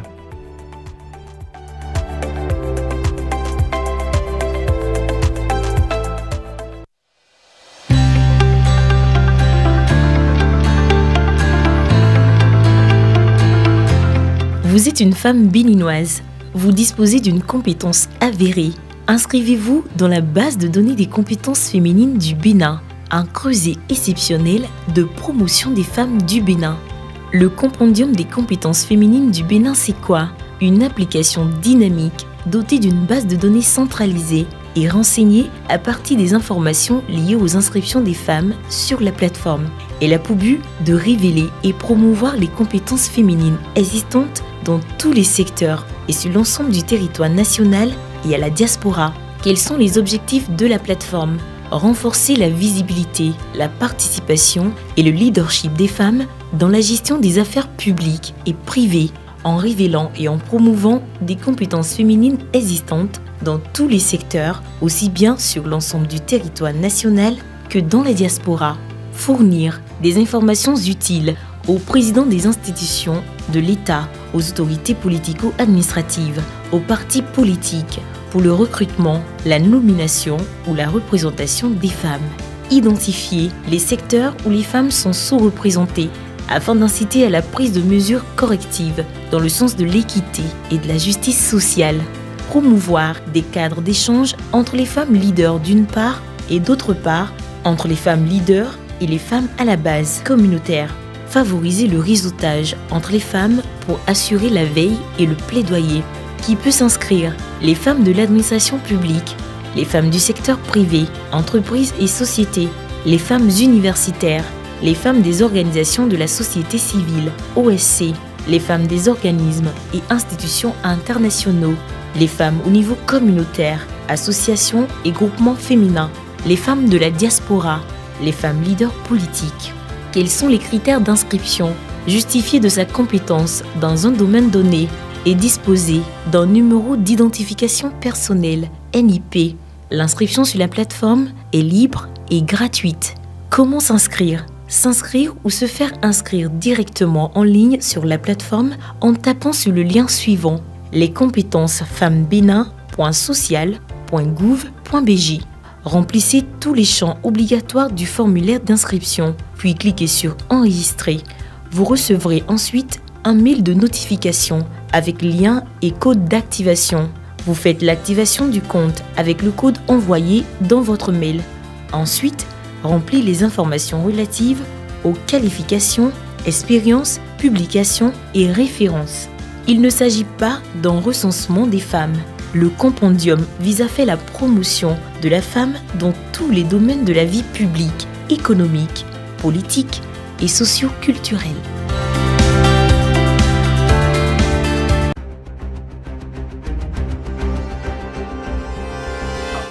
Levons-nous comme un seul homme pour combattre le mauvais traitement, les viols, le mariage des filles mineures et les violences sexuelles qui sont des pratiques brisant la dignité humaine. Au Bénin, les violences basées sur le genre sont sévèrement punies par la loi. N'ayons pas peur de saisir les autorités judiciaires. Si nous sommes témoins ou victimes d'une quelconque violence. La prévention de la violence sexuelle est la responsabilité de tous. La prévention de la violence sexuelle est la responsabilité de tous. Prenons l'engagement aujourd'hui de briser le silence et de dénoncer tous les cas de violation de droits, quels que soient leurs auteurs.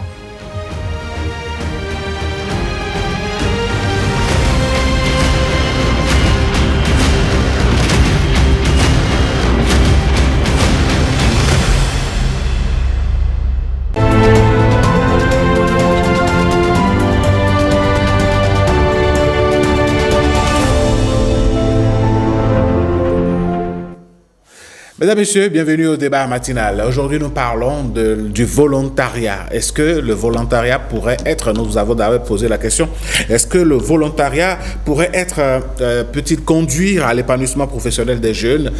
Nos plateformes sont disponibles pour recueillir vos avis, vos analyses de la chose, vos commentaires, pourquoi pas. Mais aujourd'hui, nous parlons justement du volontariat. Le volontariat, est-ce un tremplin vers l'emploi des jeunes? Nous allons en parler avec deux invités qui devraient être sur le plateau. Pour le moment, nous avons un seul. C'est Fisbeo Aguiar, bonjour. Bonjour monsieur Soltoumé, bonjour à tous les téléspectateurs. C'est un plaisir de vous retrouver après toutes ces années. Avec beaucoup de plaisir à mon niveau aussi. Alors, quand on parle de volontariat, de quoi cela retourne? En fait, le volontariat est un acte d'engagement d'une personne, d'un individu, pour une cause, pour une activité auprès d'une communauté, d'une structure, d'un service. Mais ce qu'il fait, il n'est pas à lui-même le bénéficiaire. Il le fait pour servir. Et la motivation également n'est pas financière. Du moins, elle n'est pas que financière. Et donc, on a différentes sortes de volontariat, différents types de volontariat. Mais ce qu'on retient, et conformément à ce que les Nations Unies aussi ont défini sur ce que le volontariat est, c'est le service. On n'est pas le bénéficiaire. La motivation n'est pas financière. Alors, Fisbeo Aguiar, vous êtes le chef unité nationale du projet volontariat, voilà, international en entreprise, TA. UMOA. Et vous êtes aujourd'hui expert en programme volontariat d'échange. Alors, quand on dit que le volontariat n'a pas forcément une base financière, finalement, le volontaire, qu'est-ce que lui gagne? Alors, on a dit que la motivation n'est pas que financière, ou du moins pas exclusivement, parce que on est dans une démarche de volontariat. La principale énergie qui vous meut, c'est le désir et le devoir de servir. Et donc, c'est un acte d'engagement spontané. Mais alors, dans le volontariat de façon formelle, lorsque c'est un programme de volontariat qui est initié, il va forcément être nécessaire que le volontaire bénéficie d'une allocation, d'une indemnité pour vivre, pour obtenir d'un accompagnement. Et donc, ce n'est pas un salaire. Déjà, la différence donc, avec le volontaire et le salarié, on ne parle pas de salaire dans le volontariat, on parle d'indemnité, de pécule, d'allocation. Donc, le volontaire bénéficie d'une allocation pour aller et venir, pour tenir. Et donc, pour vivre avec. Alors, il vient assister, il vient appuyer, il vient apporter de la compétence aussi, il vient apporter de l'expertise, il vient apporter son énergie à faire les choses. Alors, dans ce processus où ce n'est pas que le volontaire n'est pas quelqu'un qui arrive, qui ne sait rien faire. Il a une expertise. Il y a une expertise. Mais donc, quand il vient pour servir, en même temps, il apprend. Parce que ça vient dans un espace d'apprentissage aussi. Il découvre, il s'enrichit de réalités qu'il voit, de compétences techniques, professionnelles et tout.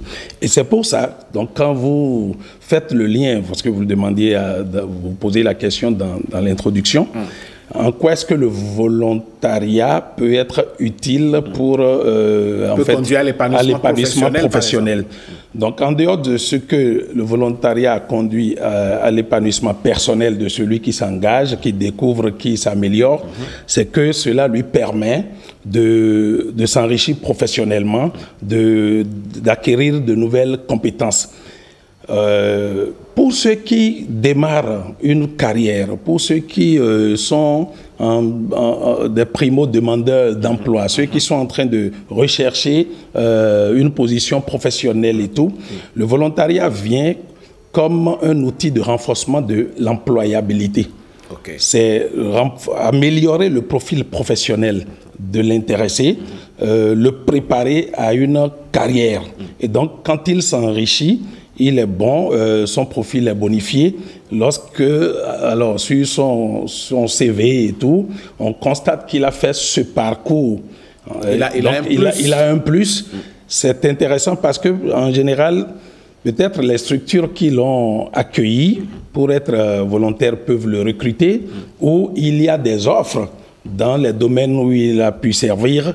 Et cet élément qui, à la base, n'est pas l'emploi, comme on a dit, parce que le volontaire n'est pas un salarié. Oui. Donc cet élément n'étant pas un emploi, ça lui a permis d'améliorer son profil professionnel. Et donc le volontariat est assis, campé dans le domaine de l'employabilité et même de la pré-employabilité. On comprend donc pourquoi est-ce que l'État béninois, à travers l'Agence nationale pour la promotion de l'emploi, ANPE, a mis en place, et donc utilise, et donc exploite, emploie cette technique pour préparer les jeunes à la professionnalisation. Exactement. En fait, il faut dire que aujourd'hui et depuis 2021, ce n'est pas que c'est en 2021, mais depuis 2021, la NPE, l'Agence nationale pour l'emploi, où je suis en service pour le compte de ce projet de volontariat international en entreprise, la NPE a hérité des activités de volontariat de l'Office béninois des services de volontariat des jeunes. Donc, contrairement à ce que les gens pensent en disant que le volontariat, on ne le pratique plus au Bénin, c'est toute une lecture erronée. Le volontariat est bel et bien une activité reconnue au Bénin par le gouvernement et qui a confié son exercice, sa mise en œuvre à l'Agence nationale pour l'emploi sous la tutelle du ministère des PME et de la promotion de l'emploi, qui a ses attributions donc aussi, a le devoir d'accompagner tout ce qui peut être initiative de volontariat. Et dans cela, aux attributions, l'État béninois, le gouvernement a souhaité que ce volontariat aille dans deux sens. Premièrement, c'est pour renforcer le développement national et deuxièmement, c'est pour accompagner donc la professionnalisation, l'amélioration du profil technique de ceux qui s'engagent dans le volontariat. Ça appelle à deux types de volontariat, donc un volontariat national et également un volontariat international.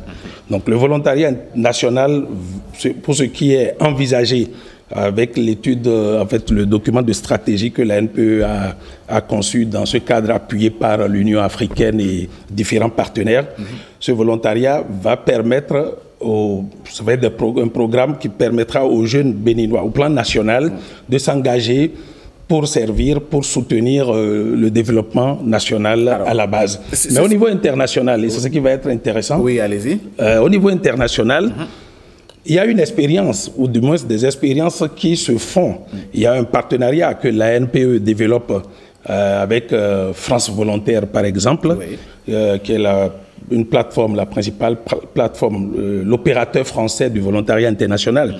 Donc, dans cette relation, des jeunes béninois vont en mission. En France, on parle de volontariat international de réciprocité parce que il a été constaté pendant des années que plutôt les volontaires venaient du Nord vers les pays du Sud.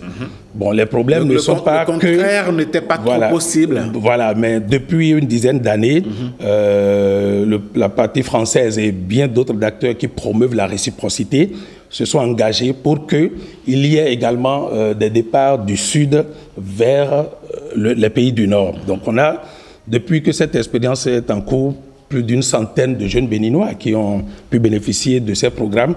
Les Jeux olympiques de Paris 2024 on connaît la participation de jeunes béninois. Bien sûr. On va y revenir, mais avant, je voudrais vous poser cette question. Quand on entend le mot volontariat tout de suite, dans la tête de la plupart des jeunes, c'est que c'est une perte de temps, c'est aller travailler pour quelqu'un sans rien gagner. Quels sont les aspects sur lesquels le jeune gagne à s'engager dans le volontariat? Alors, le volontariat, c'est plusieurs acquisitions, en fait. Lorsque on décide d'aller au volontariat, premièrement, c'est sur sa personnalité. Parce que celui qui peut s'engager, c'est qu'il est mu par une forte volonté de servir. Donc, quand il s'engage, sa personnalité va au contact d'autres d'autres réalités. Il fait des expériences. Il se bonifie sur ces aspects-là, dans le comportement, dans le développement personnel, l'autodiscipline, la découverte. Vous voyez, d'autres univers, d'autres réalités, l'exactitude, la ponctualité. Beaucoup de valeurs sont enseignées à partir parce que le volontariat, il vous permet tout simplement de vous carapacer en fait pour mieux aller sur le champ de l'emploi et du salariat. Parce que lorsque des valeurs sont absentes en vous, lorsque vous n'avez pas appris en autodiscipline, lorsque vous n'avez pas développé en vous ce qu'on appelle les soft skills, les bonnes pratiques qui vous permettent de vivre en petite communauté, de travailler dans une communauté, de reconnaître une hiérarchie, de donner le meilleur de vous-même, de servir en lieu et temps opportun, c'est fort à parier que sur le champ professionnel pur, on va découvrir des tares en vous en réalité. Donc le volontariat vient vous préparer à l'emploi et à la vie en société. Au-delà de l'emploi, c'est qu'il faut vivre en société. Donc, outre la question de la préparation sociale de l'intéressé et de où il apprend à être autonome. Parce qu'un volontaire qui part, peut-être, je prends un exemple comme ça, d'une mission, il part pour une mission d'Atiémé peut-être à Malanville, où il découvre une autre vie, des cultures, de façon de faire, et qu'il doit s'installer seul. Peut-être il y a des gens autour de lui. Il se bonifie, il renforce sa personnalité. Vous savez, il développe des réflexes et des comportements. Bien entendu. Donc, il apprend à voler seul, en fait. Regardez, on a des programmes, nous accueillons des volontaires, je parlais des Français, nous accueillons des Américains, vous voyez, des volontaires du corps de la paix qui arrivent ici, des Japonais qui arrivent et d'autres, des Allemands et tout, qui partent de chez eux, qui arrivent dans les milieux où nous sommes, s'installent dans nos villages, vivent... Ils font une immersion. Vivent, apprennent ils découvrent le milieu, ce qu'on y mange, ils s'adaptent et tout, ce qu'on y boit, ce qu'on y fait. Et après, bien plus tard, vous découvrez que certains d'entre eux deviennent des ambassadeurs, ils deviennent des diplomates et ils reviennent même dans les pays où ils ont servi. J'ai en souvenir l'ancien ambassadeur de France au Bénin, M. Jean-Marc Vizy. Il nous a dit, moi j'ai été volontaire pour France Volontaire en 90 en Côte d'Ivoire. Après, il fut ambassadeur dans cette région-là. Donc, on part pour découvrir, pour apprendre, pour se préparer à la vie. Est-ce qu'on peut dire alors, dans ce cas, que le volontariat apparaît comme un outil de développement du capital humain? C'est un levier essentiel, un levier très important qui doit être déclenché pour la jeunesse d'abord, parce que les jeunes, ils sont les plus nombreux, c'est eux le capital en grande partie, quoi qu'on dise. Quand on fait le point de la société, c'est la jeunesse, c'est cette énergie-là qui est là. Et donc, c'est un levier essentiel d'utilisation, si on peut le dire ainsi, et de transformation de la jeunesse au profit du développement. Parce que les jeunes, quand ils sont là, quand il n'y a pas d'opportunité, quand ils sont oisifs, quand ils sont livrés à eux-mêmes, nous découvrons d'autres choses. C'est des processus de radicalisation, c'est des processus, on sombre dans le décor. Or, c'est le développement de tous les vices. C'est le développement de tous les vices. Donc, il s'agit d'utiliser le volontariat pour le développement. Et c'est ce que le gouvernement du Bénin, à travers donc, le ministère des PME de la promotion de l'emploi et l'Agence nationale pour l'emploi a compris, en travaillant et en étant dans une perspective de développer du volontariat au profit de la jeunesse. Mais le volontariat n'est pas que pour les jeunes. On peut développer un volontariat des seniors. Ah oui? Bien entendu, les seniors ont des compétences. En quoi faisant? Dernièrement, j'ai pu noter, il y a quelques années, où il y a eu une pénurie, par exemple, d'enseignants. Et je crois que c'est dans le département du Borgou. il y a eu une demande de la direction pour recourir à des anciens qui sont partis à la retraite pour revenir servir. Ce peut être un programme de volontariat en fait. C'est le transfert même de compétences, parce qu'il s'agira de construire cela avec des jeunes ou des nouvelles recrues qui viennent d'arriver, de les associer avec ces anciens pour apprendre à leur côté. Donc le volontariat peut se structurer de cette manière. Il y a pour les seniors, même les enfants aussi. Et on peut développer un programme volontariat. Parce qu'il faut commencer. Oui, il y a beaucoup de problèmes dans la société qu'on peut régler avec le volontariat. Parce que ce qu'on apprend au volontariat vous développe l'esprit, comment dit-on, l'esprit citoyen, l'esprit de responsabilité et l'esprit d'engagement civique. Un sentiment patriotique important aussi. Ah oui. Il ne faut pas perdre ça de vue parce que au-delà des questions de développement, c'est que on a besoin d'avoir des citoyens. Et le volontariat est un outil de formation, de transformation de l'être humain. Vous savez, nous avons parfois été à l'école, au primaire, on a appris la morale, le civisme et tout ça. Mais quand nous voulons rentrer dans la vie active, on a parfois le sentiment d'un effacement de tout ça, qui sont des valeurs. Après, les gens, ils sont dans des positions publiques, ils sont dans des rôles publics, ils doivent jouer, ils doivent apporter. Mais qu'est-ce qui peut expliquer, par exemple, que quelqu'un qui voit la belle place de l'Amazon finit de déguster un sandwich et lui jeter le sachet? Je ne comprends pas. Ok, il finit de déguster sa boisson, il jette la canette par terre. Par exemple. Et donc, quand on est dans le volontariat, on se forme à la citoyenneté aussi.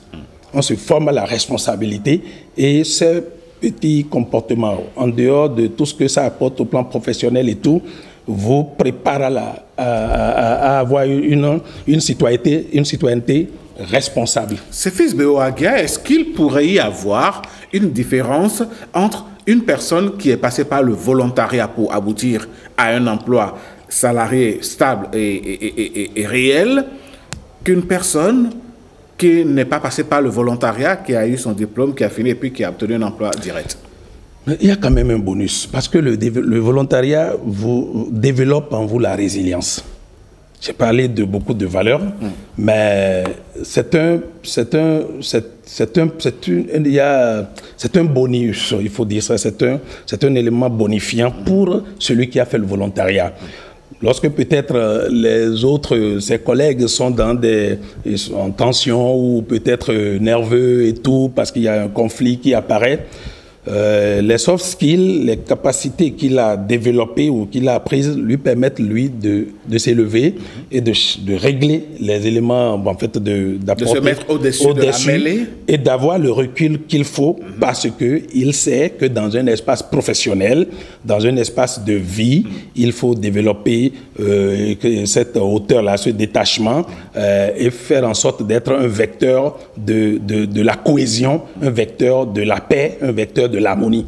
Et donc, quand on est passé par les moules et les filtres du volontariat, sur le plan professionnel, vraiment, on ne saurait jamais finir de dire... C'est un gain supplémentaire. Et aujourd'hui, pour les programmes qui sont développés à la NPE, beaucoup de jeunes volontaires qui sont allés au niveau international, par exemple. Avant même le niveau international, il y a eu des programmes développés. Il y a eu le programme de volontariat d'expertise professionnelle du temps de l'OBSVJ. La plupart de ces jeunes qui ont fait ce programme, je retiens que, par exemple, lorsque le gouvernement a lancé un recrutement en 2016 d'enseignants, la plupart de ceux qui étaient dans ce programme, ce sont eux qui ont été les meilleurs, les plus recrutés, en fait, quand on a fait, nous, le point en ce moment-là. Aujourd'hui, pour les programmes internationaux, vous avez ceux qui partent en France, qui partent en Martinique. Le chef de l'État en a rencontré en Martinique lors de sa visite là-bas. Et lorsque le président Macron était ici, pour ceux qui partaient aux Jeux Olympiques, ils étaient là à l'école Montaigne avec eux. Donc, et puis c'est des jeunes sportifs pour certains, c'est des jeunes créateurs et tout. Ils découvrent des choses qui les positionnent. Parce que la mobilité internationale est un outil également sur lequel on peut se positionner. des Béninois qui partent et qui sortent, qui découvrent, c'est une plus-value intéressante pour le pays. Donc, sur l'angle de la mobilité internationale, ce volontariat international de réciprocité nous en apporte, mais il y a ce que je pilote à l'ANPE aujourd'hui, qui est le volontariat international en entreprise, là, qui est un dispositif conçu par le réseau des organismes de promotion du commerce de l'UEMOA, pour, premièrement, renforcer contribuer à l'employabilité des jeunes diplômés dans notre communauté économique, contribuer à l'internationalisation des entreprises et à accroître les échanges. Il s'agit juste que des entreprises béninoises désireuses de s'internationaliser recrutent un jeune diplômé pour les représenter ou pour renforcer leur présence à l'international. Aujourd'hui, c'est une cinquantaine de jeunes pour le compte de 2023-2024 qui ont pu bénéficier de ce programme. Quelques 25 entreprises en ont bénéficié également, et qui sont dans le secteur de l'agro-business, qui sont dans le secteur de la tech. Et tout ceci vient de la touche du volontariat. Du volontariat. Et je puis dire que, par exemple, sur ce programme, le gouvernement béninois, à travers donc, le ministère des PME, soutient chaque mission à hauteur de 70%. Si je vous fais le calcul, vous verrez, sur une mission annuelle qui coûterait presque 7 225 000, l'État béninois, par le budget, la subvention logée à l'NPE, soutient ce dispositif. Donc, et ça permet à des jeunes de se retrouver, par exemple, au Burkina Faso, en Côte d'Ivoire et au Sénégal, au profit d'entreprises du Bénin qui sont présentes dans ces pays pour leurs activités ou pour le positionnement de leurs activités, de leurs produits. Voyez-vous, ce sont des agents économiques internationaux aujourd'hui, parce que ce profil vous permet d'être sur le champ du commerce international, du négoce international, des transactions, tout ce qu'on peut faire à l'international. Et pour leur profil, c'est quelque chose de très intéressant. Le Bénin est très positionné sur ce projet innovant que l'UEMOA, par son réseau des organismes de promotion de commerce, a mis en place. Le volontariat comme tremplin à l'épanouissement professionnel, un tremplin pour l'emploi des jeunes, c'est ce dont nous parlons ce matin. Et comment est-ce que l'on pourrait motiver ces fils de Béoaguia, les jeunes, à s'engager dans le volontariat, à aiguiser davantage le sens de l'engagement citoyen? C'est dans la promotion du volontariat. Et aujourd'hui, la NPE le fait très bien, à travers des initiatives dans tous les départements. Et juste la semaine dernière, la NPE était dans la Liborie pour présenter ces opportunités de volontariat à toute la jeunesse de cette région du pays. Et toutes les initiatives qui existent, la NPE permet d'aller auprès des cibles pour diffuser ces opportunités et pour montrer combien il est intéressant de s'engager. Mais il n'y a pas que le Bénin qui a des programmes. Les Nations Unies développent un programme de volontariat, l'Organisation internationale de la francophonie, l'Union africaine, la CEDEAO, et comme je dis pour lui et moi aujourd'hui, et tous ces organismes sur leurs différentes plateformes, pour peu que les jeunes cherchent à s'informer, découvriront qu'il y a des missions. Vous savez, au Bénin, il y a des missions, des jeunes béninois sont en mission au Bénin pour le compte du programme des volontaires des Nations Unies. Il s'agit pour les jeunes de chercher l'information, mais la NPE n'attend pas seulement qu'ils aillent. La NPE va vers ces cibles-là pour leur dire, voilà ce que vous avez à faire. Votre pays en fait, mais au-delà de votre pays, vous pouvez capter ces opportunités-là au niveau d'autres institutions, en fait, pour vous lancer autant en mobilité, autant en renforcement de l'employabilité, en amélioration de votre personnalité. Alors, on parle de volontariat, mais en quoi le volontariat international, par exemple, contribue au développement des communautés locales? Alors, si je prends par exemple ce que la NPE fait aujourd'hui à travers le programme de volontariat en entreprise talent africain à l'international. Comment est-ce que cela peut contribuer? Vous avez une entreprise productrice d'ananas ici qui veut exporter sa production et positionner un tel produit peut-être sur le marché sénégalais. Elle est à différentes foires là-bas à vendre et tout. En développement au niveau local, c'est que si elle fait de bonnes affaires sur Dakar, sur Ziguinchor et ailleurs, c'est que la production s'accroît. parce que la demande à la base. Forcément. Donc les producteurs... On fait un exemple simple. Si par exemple le producteur béninois doit exporter 100 tonnes de jus d'ananas, par exemple, et qu'à l'international il a des débouchés, c'est qu'il va falloir s'attendre à 200, 300, 400 tonnes. Donc la production est améliorée. Au plan local, c'est la transformation est faite aussi, c'est la création de richesses. Et en plus, c'est que vous avez de la main-d'œuvre mobilisée et tout. Donc, une chaîne de valeur qui se crée au niveau national pour un volontariat sur les dimensions économiques. Mais pour, par exemple, le volontariat au niveau communautaire, lorsque volontariat international, en général, c'est vous qui accueillerez, par exemple, dans un programme nord-sud ou sud-sud, selon que des échanges existent entre les pays.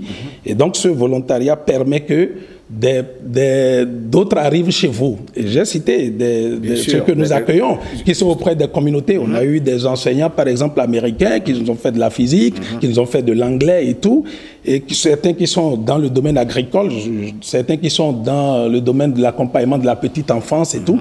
C'est donc, pour un jeune béninois qui n'est pas allé peut-être, ou qui, je ne sais pas s'il aura un jour la chance d'aller aux États-Unis, mais quand il voit un Américain qui vient jusque dans son village, il se dit donc qu'il est possible de partir, de faire de grandes choses en réalité.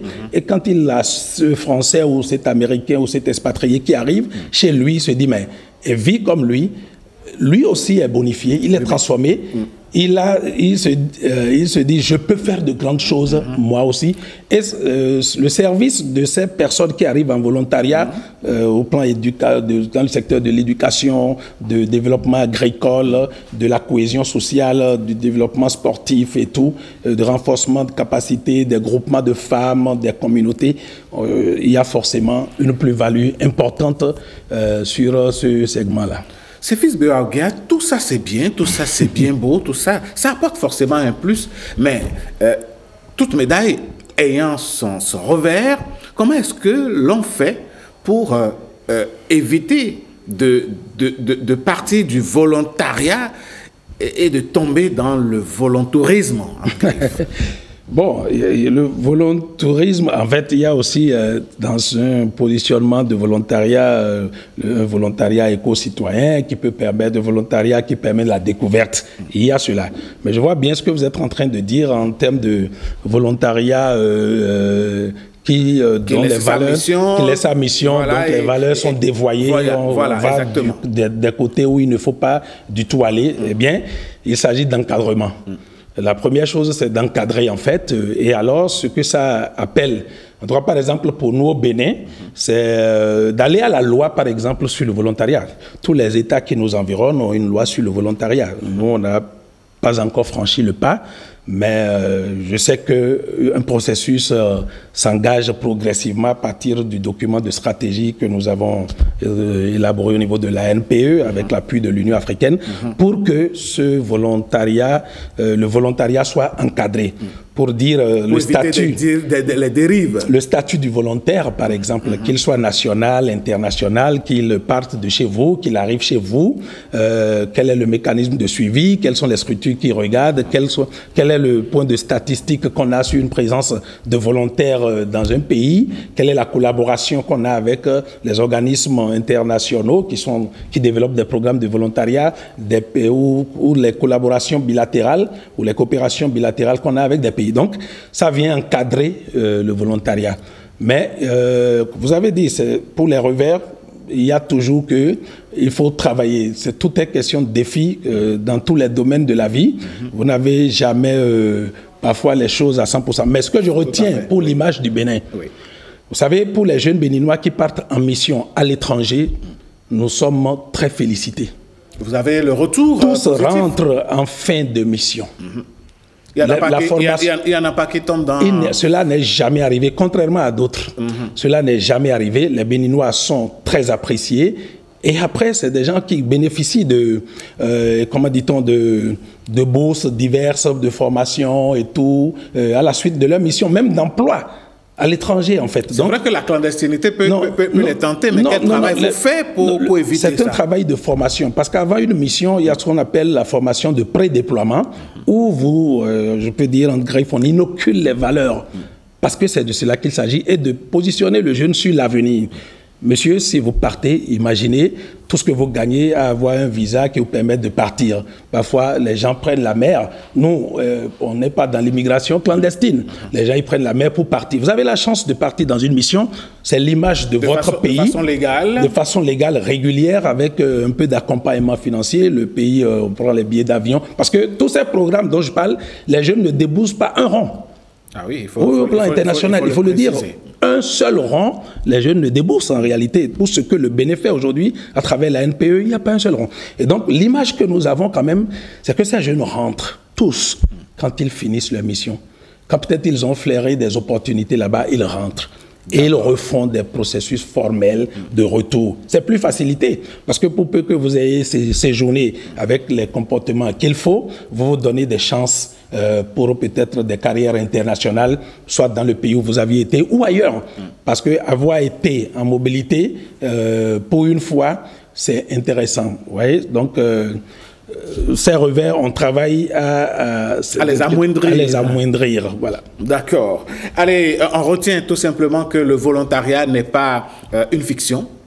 Ce n'est pas une perte de temps. Du tout pas. Bien au contraire, c'est une expérience à faire. À faire. Et pour les jeunes, en l'occurrence, c'est un outil de renforcement de l'employabilité. Aujourd'hui, un segment important sur lequel l'ANPE est positionné pour faire en sorte que ce levier de renforcement donc, de l'employabilité contribue à l'économie. Vous voyez, sur des programmes sur le plan économique et tout, pour que le développement, le volontariat, parce que l'image du volontariat, service, communauté et tout, aujourd'hui, l'appel même des organismes internationaux et le positionnement du Bénin, du gouvernement, des orientations gouvernementales, c'est de faire en sorte que le volontariat contribue au développement économique.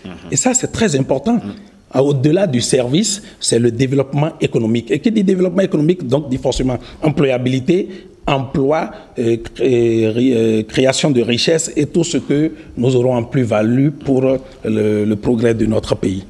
Eh bien, chers jeunes, vous comprenez ce matin donc quand on parle de volontariat, ce n'est pas cette idée que vous faites. Hein. La plupart du temps, certains jeunes se disent « Ah, moi, j'irai travailler gratuitement pour d'autres personnes et je ne vais rien gagner. » Non, vous gagnez en expérience, vous gagnez en maturité professionnelle, vous gagnez en préparation professionnelle, pourquoi pas. Et puis, bon, vous avez quelques CFA dans votre poche aussi. Hein. Oui, j'ai aussi envie de faire même un clin d'œil. Il n'y a pas que les structures formelles, les organismes internationaux.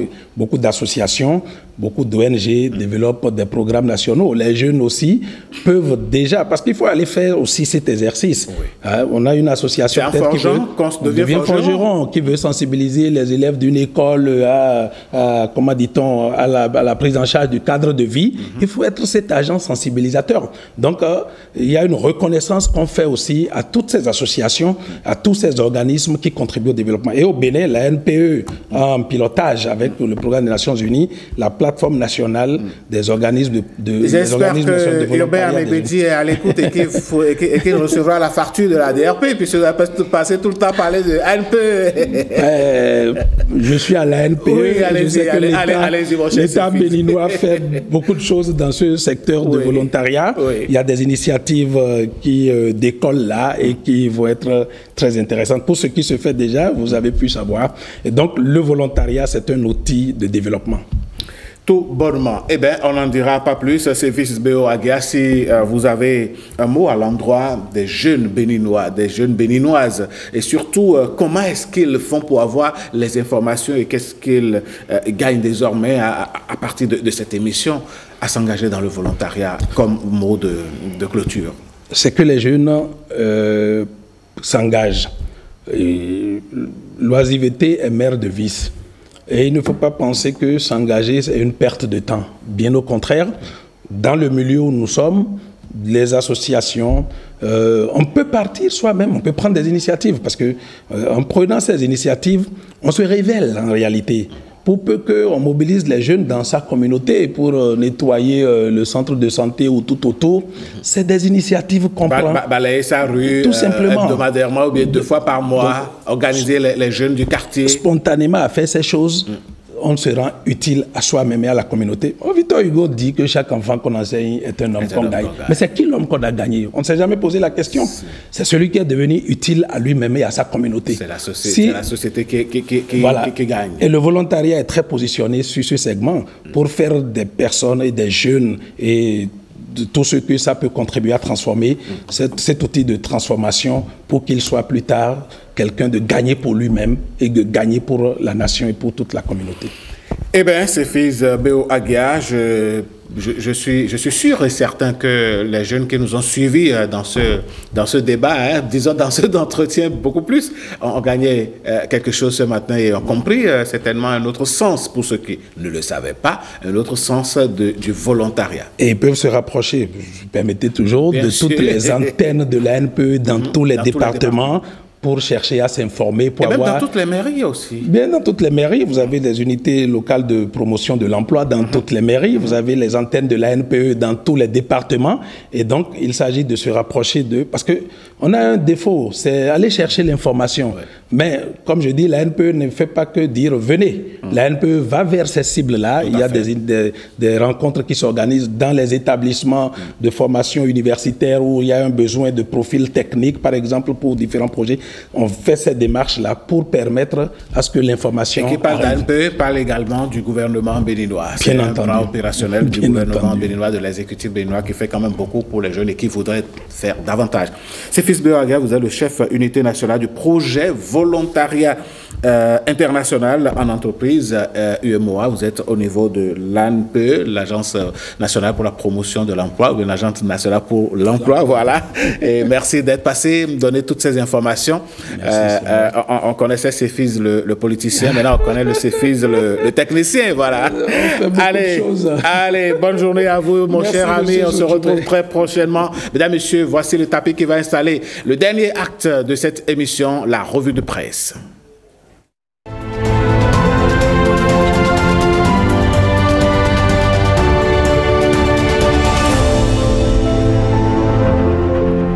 La revue de presse, c'est la signature de Marcel Arrossi et à la une, Marcel, reprise du procès de l'affaire Danyivo. L'affaire de la disparition de Pierre Urbain Danyivo, ancien cadre du ministère de l'économie et des finances, refait donc surface. Selon le matinal, le tribunal de première instance de Cotonou a inscrit ce dossier au rôle de sa session criminelle de mars 2025. Après plusieurs années d'attente et de mystère, la justice béninoise s'apprête enfin à rouvrir ce dossier sensible qui avait marqué l'opinion publique sous le mandat de l'ex-président Boni Yayi. Le principal accusé, Kodjo Alofa, présenté comme le suspect clé dans cette affaire, continue de nier toute implication malgré des éléments de l'enquête qui le lient à la disparition du syndicaliste. Ce procès s'annonce comme un tournant majeur dans la quête de vérité pour la famille de la victime et pour tous ceux qui suivent de près ce dossier, souligne le matinal. Un mystère toujours irrésolu pour BIP Radio, relayé par Bénin Intelligent. Cette réouverture judiciaire est une opportunité de lever enfin le voile sur une disparition qui a longtemps alimenté rumeurs et spéculations. En août 2010, Pierre Urbain Danyivo disparaît sans laisser de traces. Une enquête avait mené jusqu'à un charlatan chez qui un corps en décomposition avait été exhumé, présenté comme celui du disparu. Pourtant, sa famille n'a jamais reconnu ces restes comme étant les siens, entretenant encore davantage le flou autour de l'affaire. Un procès pour briser le silence après près de 15 ans de silence et d'incertitude. L'inscription de l'affaire au rôle de la session criminelle de mars 2025 pourrait enfin révéler la véritable circonstance de la disparition de Pierre Urbain Danyivo. L'heure du dénouement a-t-elle enfin sonné, s'interroge BIP Radio, comme relayé par Bénin Intelligent. Une chose est sûre, ce procès sera suivi de près par l'opinion publique qui attend des réponses depuis trop longtemps. La RDC face à l'escalade du conflit, qu'est-ce qui se passe, Marcel Arossi? La situation en République démocratique du Congo continue de s'aggraver avec l'avancée des rebelles du mouvement du M23 et des forces rwandaises dans l'est du pays. Selon VOA, les Nations Unies ont accusé le M23 d'avoir exécuté des enfants à Bukavu, une ville tombée sous leur contrôle dimanche dernier seulement. Ces accusations viennent alourdir un contexte déjà marqué par des violences meurtrières et une crise humanitaire croissante. Vers une escalade régionale, face à cette offensive, les craintes d'une escalade régionale grandissent. L'humanité rappelle que le secrétaire général de l'ONU, Antonio Guterres, a mis en garde contre une extension du conflit à toute la région lors du sommet de l'Union africaine à Addis Abeba. La prise de l'aéroport de Kavumu et de Bukavu par le M23 leur offre désormais un contrôle stratégique sur la partie occidentale du lac Kivu, renforçant ainsi les inquiétudes d'un embrasement généralisé. Le journal souligne que cette situation rappelle les deux guerres du Congo, notamment entre 1996 et 1997 et 1998 et 2023, qui avaient impliqué plusieurs pays africains et causé près de 6 millions de morts. Avec les tensions montantes entre la RDC et le Rwanda et l'Ouganda, la crainte d'un nouveau conflit à grande échelle est bien réelle. Le drame des enfants victimes oubliées du conflit, la brutalité du conflit se mesure aussi aux souffrances des populations civiles et notamment des enfants. Wakatsera, depuis le Burkina Faso, dénonce le sort tragique des jeunes Congolais transformés en chair à canon ou exécutés froidement alors que les armes continuent de résonner dans l'est du pays. Le journal s'interroge, Félix Tshisekedi finira-t-il par accepter de négocier avec le M23? Le président congolais en quête de soutien diplomatique a rencontré ce mardi João Lourenço, son homologue angolais et médiateur dans la crise. Mais pourra-t-il envisager un dialogue avec ceux qu'il considère comme des ennemis de la nation? Sur le plan politique, la pression monte également sur Félix Tshisekedi, confronté à une opposition qui exige sa démission immédiate. Le pays rapporte que les détracteurs du président l'accusent d'être incapable de ramener la paix et considèrent qu'il est temps pour lui de laisser la place à une nouvelle direction capable d'agir face à la menace du M23. S'il aime encore le pays, il doit pouvoir démissionner pour permettre aux Congolais de s'organiser rapidement, déclare un opposant cité par le pays confrère burkinabé. L'opposition reproche au chef de l'État son incapacité à mobiliser une réponse militaire efficace et l'absence de perspective claire pour un retour à la stabilité. Un avenir incertain pour la RDC. Entre accusations de crimes de guerre, avancées des rebelles et pression politique, la RDC est à un tournant critique, tandis que la communauté internationale tarde à réagir de manière concrète. Le conflit menace de plonger à nouveau la région des Grands Lacs dans une spirale de violence incontrôlable. Les prochains jours seront déterminants. Tshisekedi cédera-t-il à la pression de l'opposition? Un dialogue est-il encore possible avec le M23? L'ONU passera-t-elle de la dénonciation à l'action? Autant de questions qui restent en suspens alors que la crise s'intensifie. Eh bien, vivement que les protagonistes trouvent un terrain d'entente pour le bien-être des Congolais, n'est-ce pas? Absolument. Merci à vous, Marcel Arossi. Nous, on a assuré notre mission. On se retrouve avec plaisir. Allez, mesdames, messieurs, merci à vous et merci pour votre attention. On se retrouve très prochainement. Moi, je vais certainement prendre congé de vous ainsi. Et puis le lundi prochain, ça va être Herman Rodrigue Amégan que vous allez retrouver aux commandes de 5 sur 7. Moi, je serai certainement sur d'autres fronts. Que Dieu bénisse le Bénin et que Dieu vous bénisse. À bientôt.